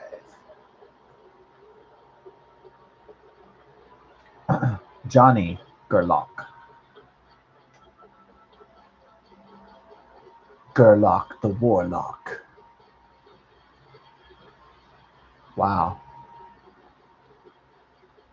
So he had 8 full skeletons, and I suppose the police, the detectives, they walked into his abode, his skull lair, and they found a gallery of bones and human remains and God knows what else. I mean, hopefully he wasn't, he didn't have the bodies posed and, well, I mean, he had the bodies decomposed, but hopefully he wasn't like doing, yeah, we're just gonna have to go for it. At least he wasn't doing butt sex, like necrophiliac butts, like, you know, doing really nasty things, doing really evil things to decomposing bodies, dead bodies. I swear they're gonna make like that. I swear with this one they're gonna make a like true crime show, and they're gonna have like YouTube true crime shows, and I swear they're gonna have like a movie too. I bet. Maybe they can call the movie The Bone Collector. No, they already have a movie called The Bone Collector. The Bone Collector.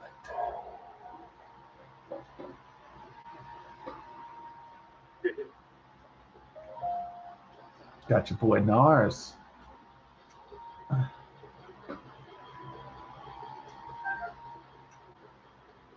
He does look like a guy that would be like worshiping Satan and casting spells and into like dark magic and the occult, and he does seem like a guy that would be into that kind of thing. Probably reads tarot cards and lights candles and prays to Lucifer and all kinds of wicked shit. He probably casts spells. He probably considers himself a warlock or something.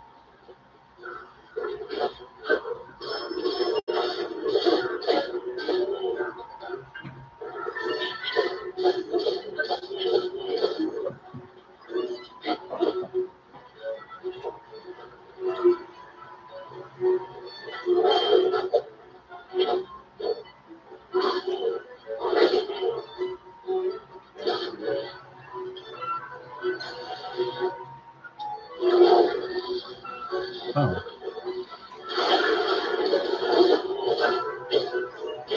This blood's for you.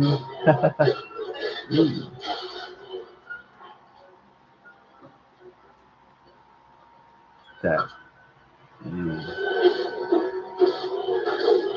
Whipping on some ass.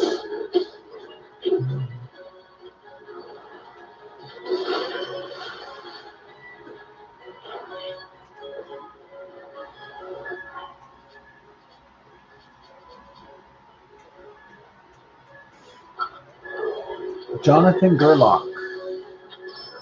Yeah, I'm sure it's gonna be like all over the news. Like, if it wasn't tonight, it will be by tomorrow night. And a disturbing story out of Pennsylvania.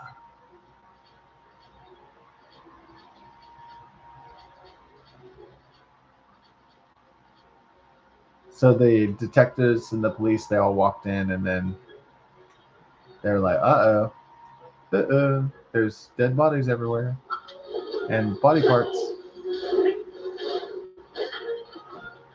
Uh-oh.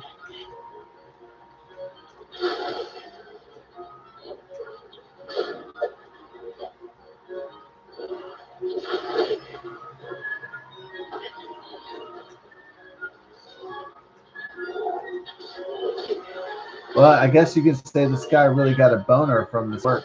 Yeah.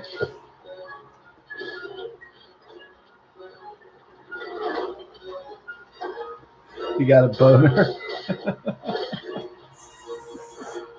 I guess the guy had a bone to pick.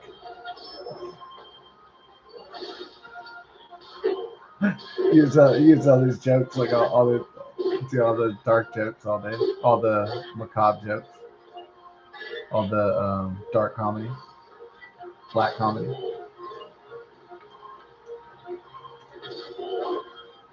I guess he decided to bone up.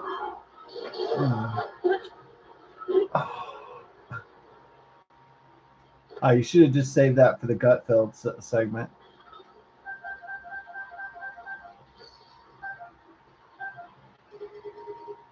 You'd have like the gut filled news section where he tells the inappropriate jokes, and the audience goes, or they laugh their head off because it's really clever.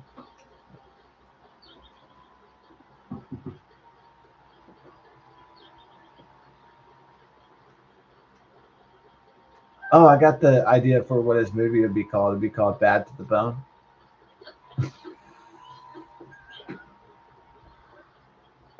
At the beginning, it could start up with George Thorogood and the Destroyers. It could be like, blah, blah, blah, blah, blah, bad. It shows him like going on like he's like going on a grave rob, and like or like maybe he's like attending a funeral, and then in the graveyard, and then like all the people are grieving like their dead relatives and stuff, and then he's sitting there, and then like the funny part would be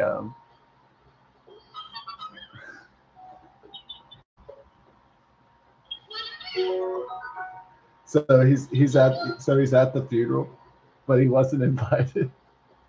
He's just like looking for his like fresh body. Like, so the whole family's like there, and then they see this weird guy, with like a piercing and like neck tattoos and long hair, and he looks evil and creepy and shit.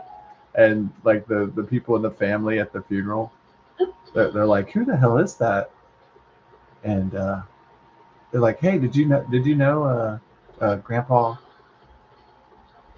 Did you know Grandpa Ed?" And then Jonathan's like, "Oh yeah, yeah, I knew him really well. Yeah, we go way back."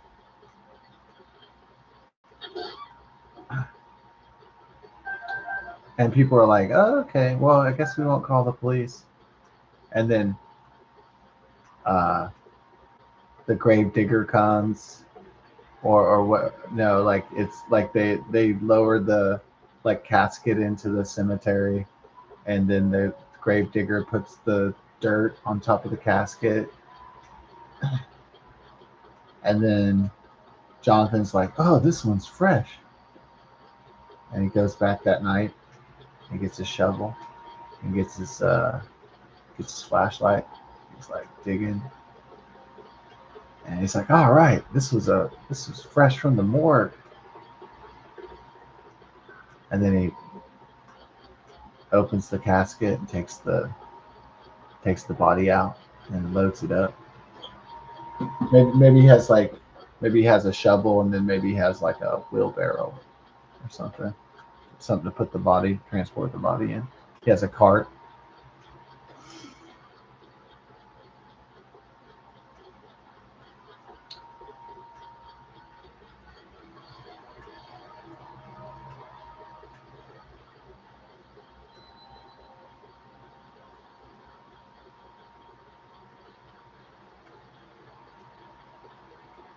He's like, "Ooh, I got a fresh one. Ooh."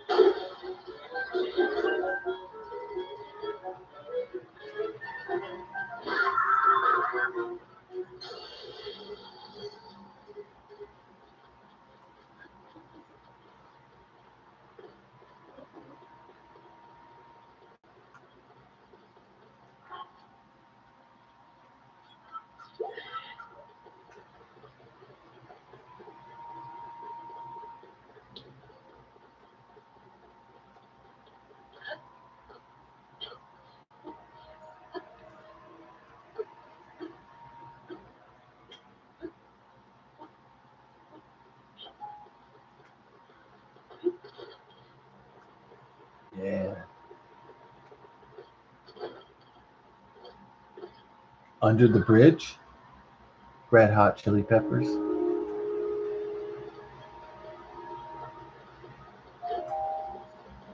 No, I'm not going to sing it.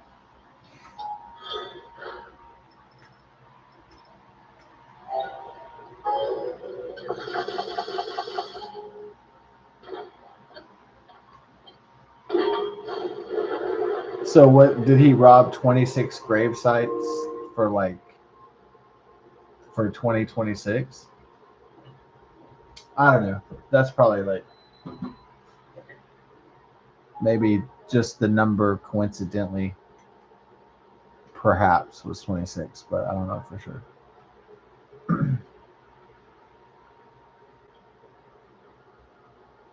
Monster forces gathered at the bridge. The bridge of Akala span. Mm.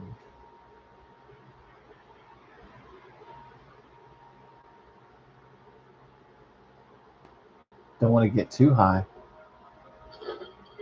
You never said that before. The monster forces.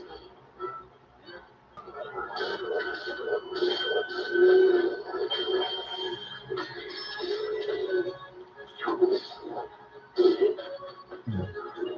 Have a drink on me. Is that an AC/DC song? It's like, have a drink on me. And which is funny because the lead guitarist, Angus Young, doesn't drink.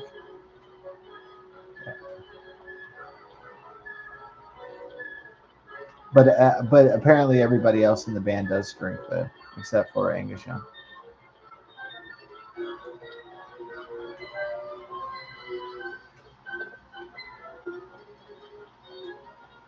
Maybe some people after Bon Scott choked on his own vomit from drinking too much vodka. Maybe they can all kind of cut back there probably.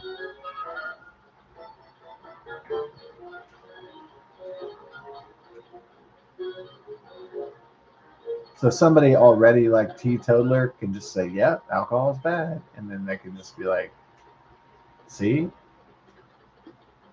dude choked on his own vomit. You know that can't be good." So no way, Jose.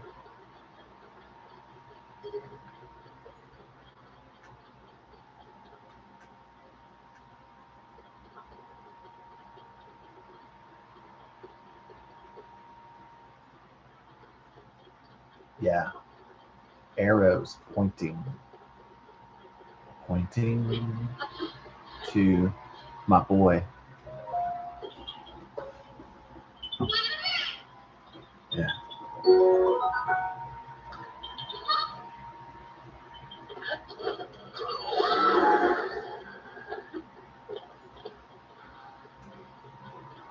Oh, there's more monster forces. Oh, did I knock them all the way down there? Monster forces.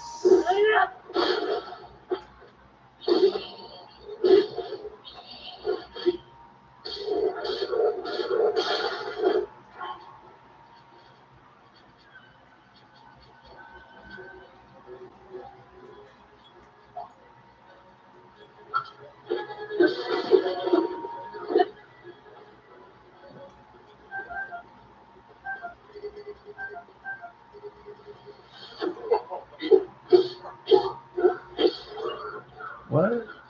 Right, step up to me, bitch.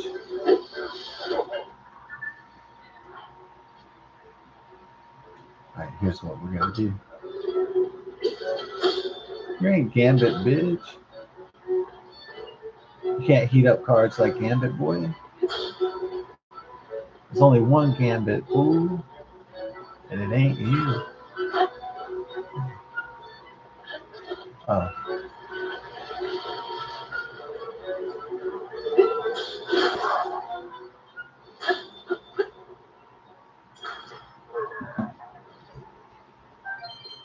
Yeah, I think Hugh Jackman's dominating performance as Wolverine kind of made kind of took away, I think, the opportunity for Gambit, because really Gambit in the original animated series was like the coolest character, even cooler than Wolverine. So I think the reason why they avoided putting Gambit in the X-Men movies was because Hugh Jackman, it might have stole some of his thunder if Taylor Kitsch would have pulled off, a pretty amazing Gambit if he had been included more, and he might have been the most liked character, even though that X-Men's Origins Wolverine movie blows ass.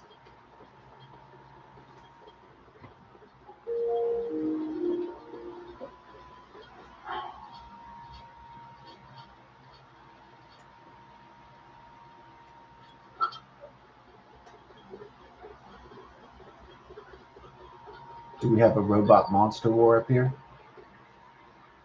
Robot monster war confirmed.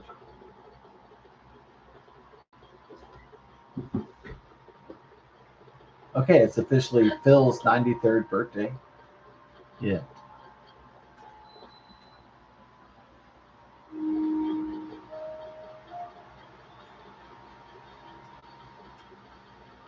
Oh, so Dick Van Dyke didn't say when he turned 100 that the secret to living longer is to get a woman that's younger than you, a blonde with big ass tits. Yeah, he didn't say that, but that was really the secret. Be a millionaire and get a blonde woman with big ass tits. That was the secret for a man to live for many years. To keep a man humming, right? To keep a man excited about life. Yeah.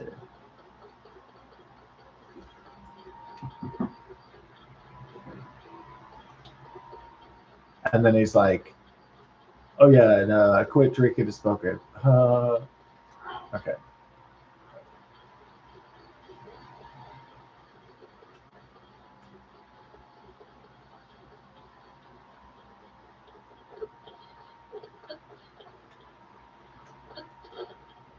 And then Mel Brooks is going to turn 100 this year.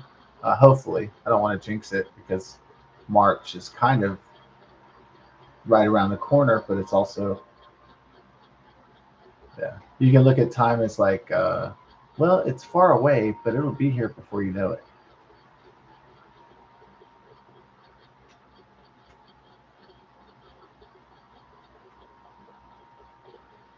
So working at two different grocery stores for like 10 years, you have to look at a lot of dates because you got to figure out when the food's going to go bad. And some of the food could have due dates that were a year ahead, and sometimes it could be 2 years. And so you think about expiration dates and time a lot, and then maybe one year you're like, oh, that 2026, that's going to take a long time to get here. Like, oh, that's far in the future. And then a year passes, and another year passes, and then 2026 is here. So whatever the future date that people think is like, oh, that's just 2030, that's like a billion years from now. Like, it's just going to be like the way mortal people are going to think about it is like if you look at the number, you think it's like really far away.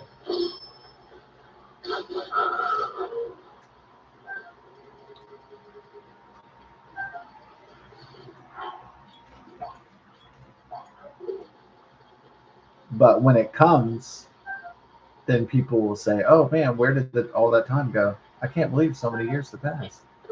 Like, so you know,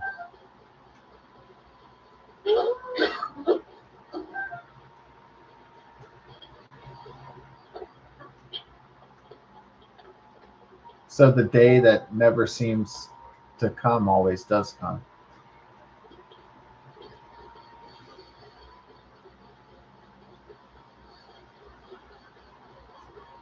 Or the day that seems so far away eventually does happen. Um,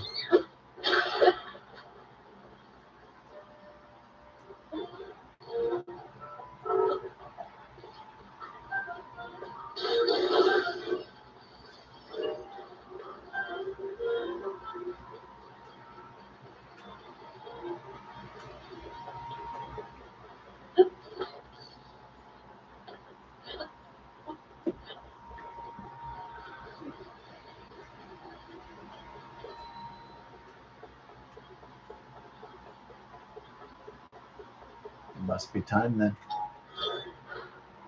Hmm.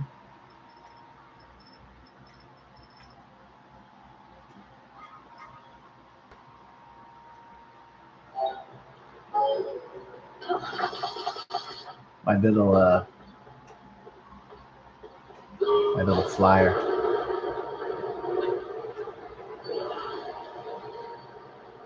Yeah.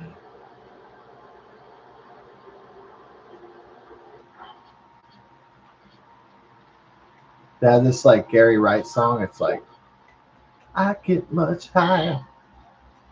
I like I like the way it sounds. Like I get much higher.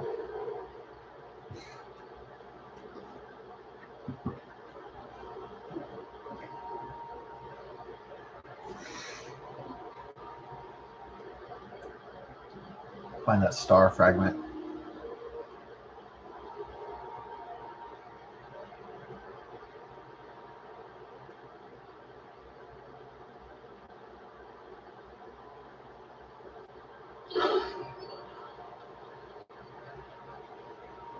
Oh, there's my crib over there, huh? That's my house. It's not perfect, but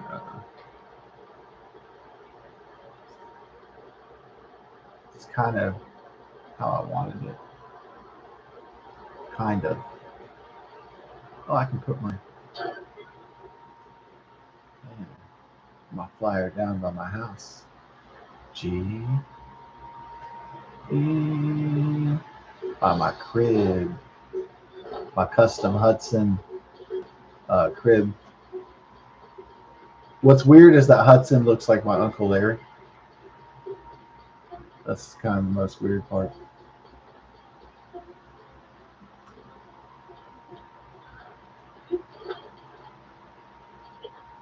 But maybe a lot of uncles look like that. That they.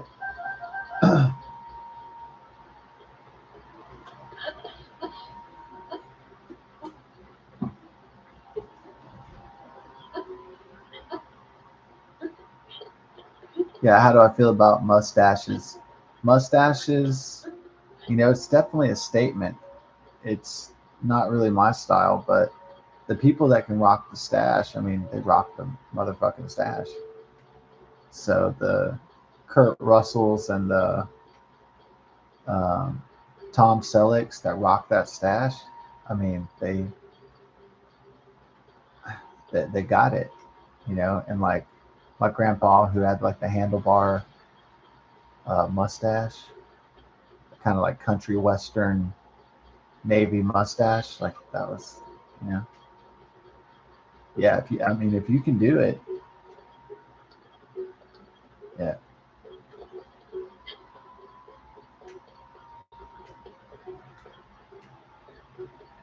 If you can rock the stash, you can rock the stash, and it's kind of like Riz. You either got it or you don't.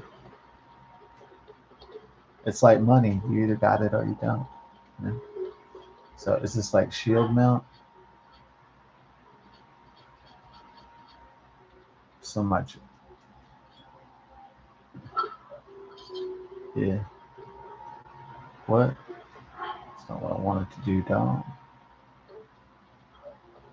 Or is that? Oh, that's a weapons mount. Huh? Poo poo.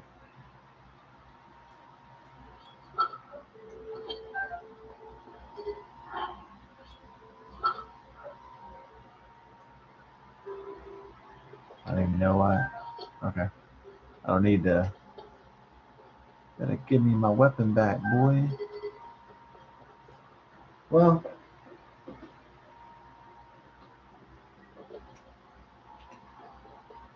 I like to view the giant. Oh, I have some fish up there. Or are those like fish decorations that my mom would do? It's my study. The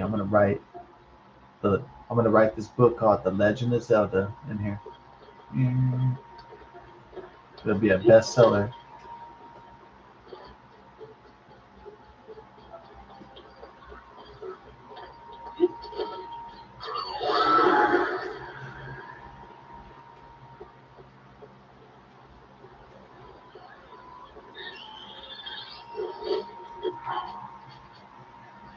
Asmon, man, I'm gonna move to Europe.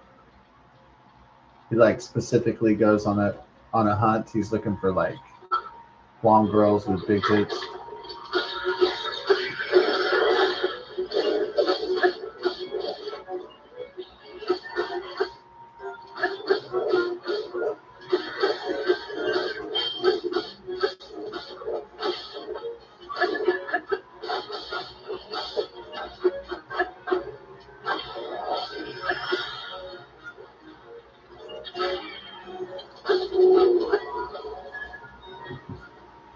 All right, we about to head to the Crippy.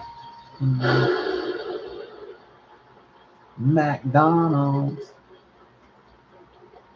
So McDonald's didn't Mickey D's. They haven't been using rib meat in the McRib. Oh shit. Oh shit.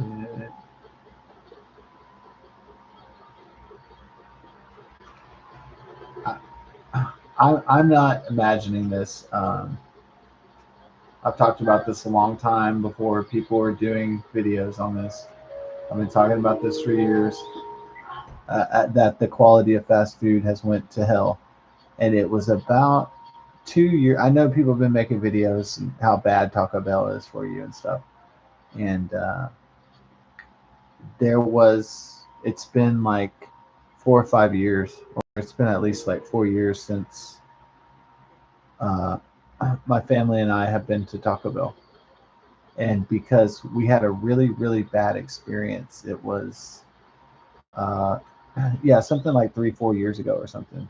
And it was just kind of like, man, we're hungry, but we don't feel like cooking. And then, so out of the blue, I was like, hey, why don't we get Taco Bell? Because we hadn't had it like in a year or so, 2 years or something. And we were um, remembering like the days of getting like the 59-cent chicken soft taco, and how everything tasted really good, and the Taco Bell tacos, and how it really tasted like real meat, and it really tasted very, very good, and it was cheap, and it seemed like they had like natural ingredients, and it tasted good for a very low amount of money. The good old days, like 1990s Taco Bell. And we were kind of remembering that. Like, remember when it was good? If you were hungry, like you could get some Taco Bell, and you know, and it was like Old Faithful. You could get the quesadilla, you could get the tacos, you could get the um, whatever chalupa. You could get chicken soft tacos, like I liked. I thought those were great.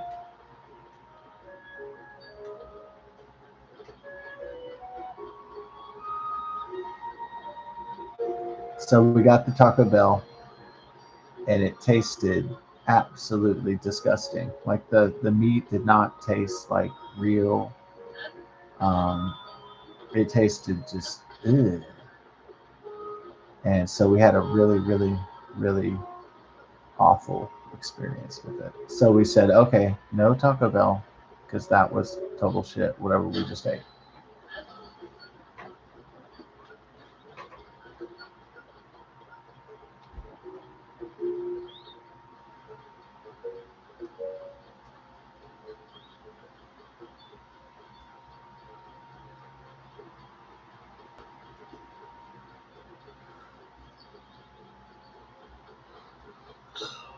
Oh, yeah. Right.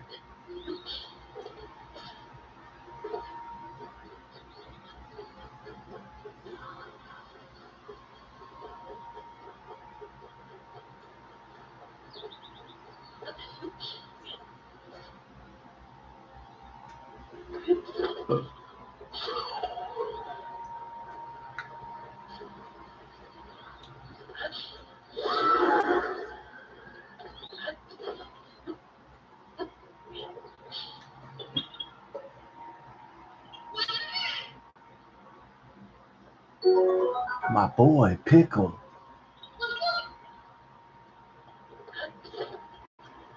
Pickle boy.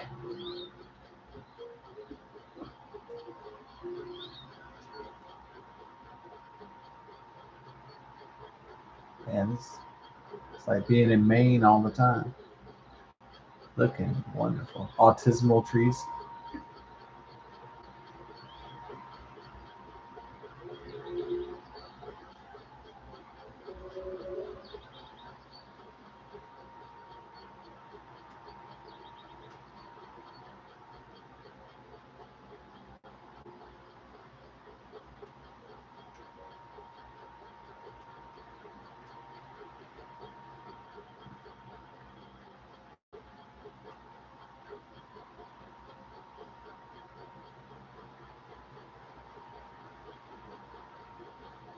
Yep.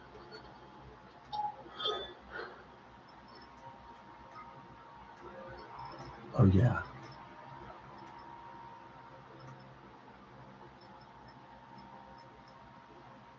The big rig.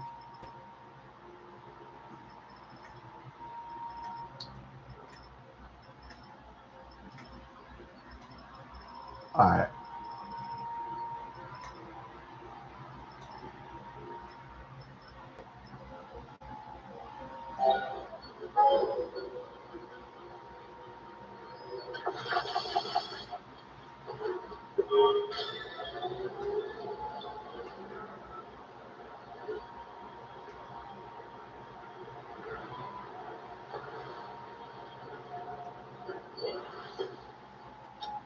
No, I need my eraser. I need this.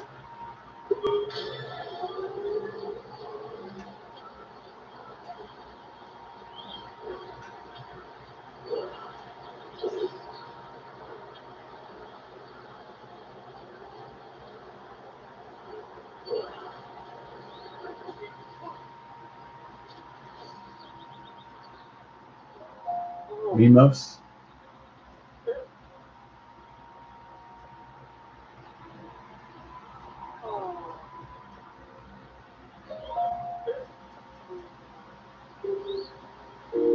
It's kind of a shady character over here.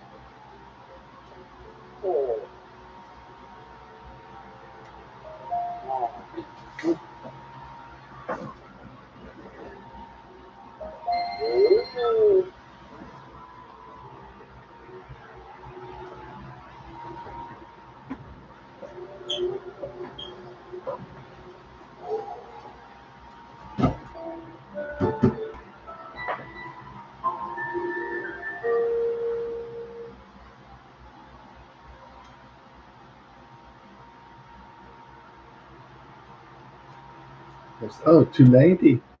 I love you, girl.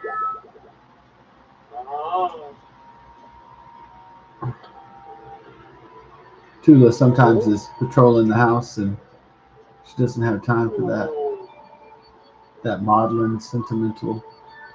She's on a mission.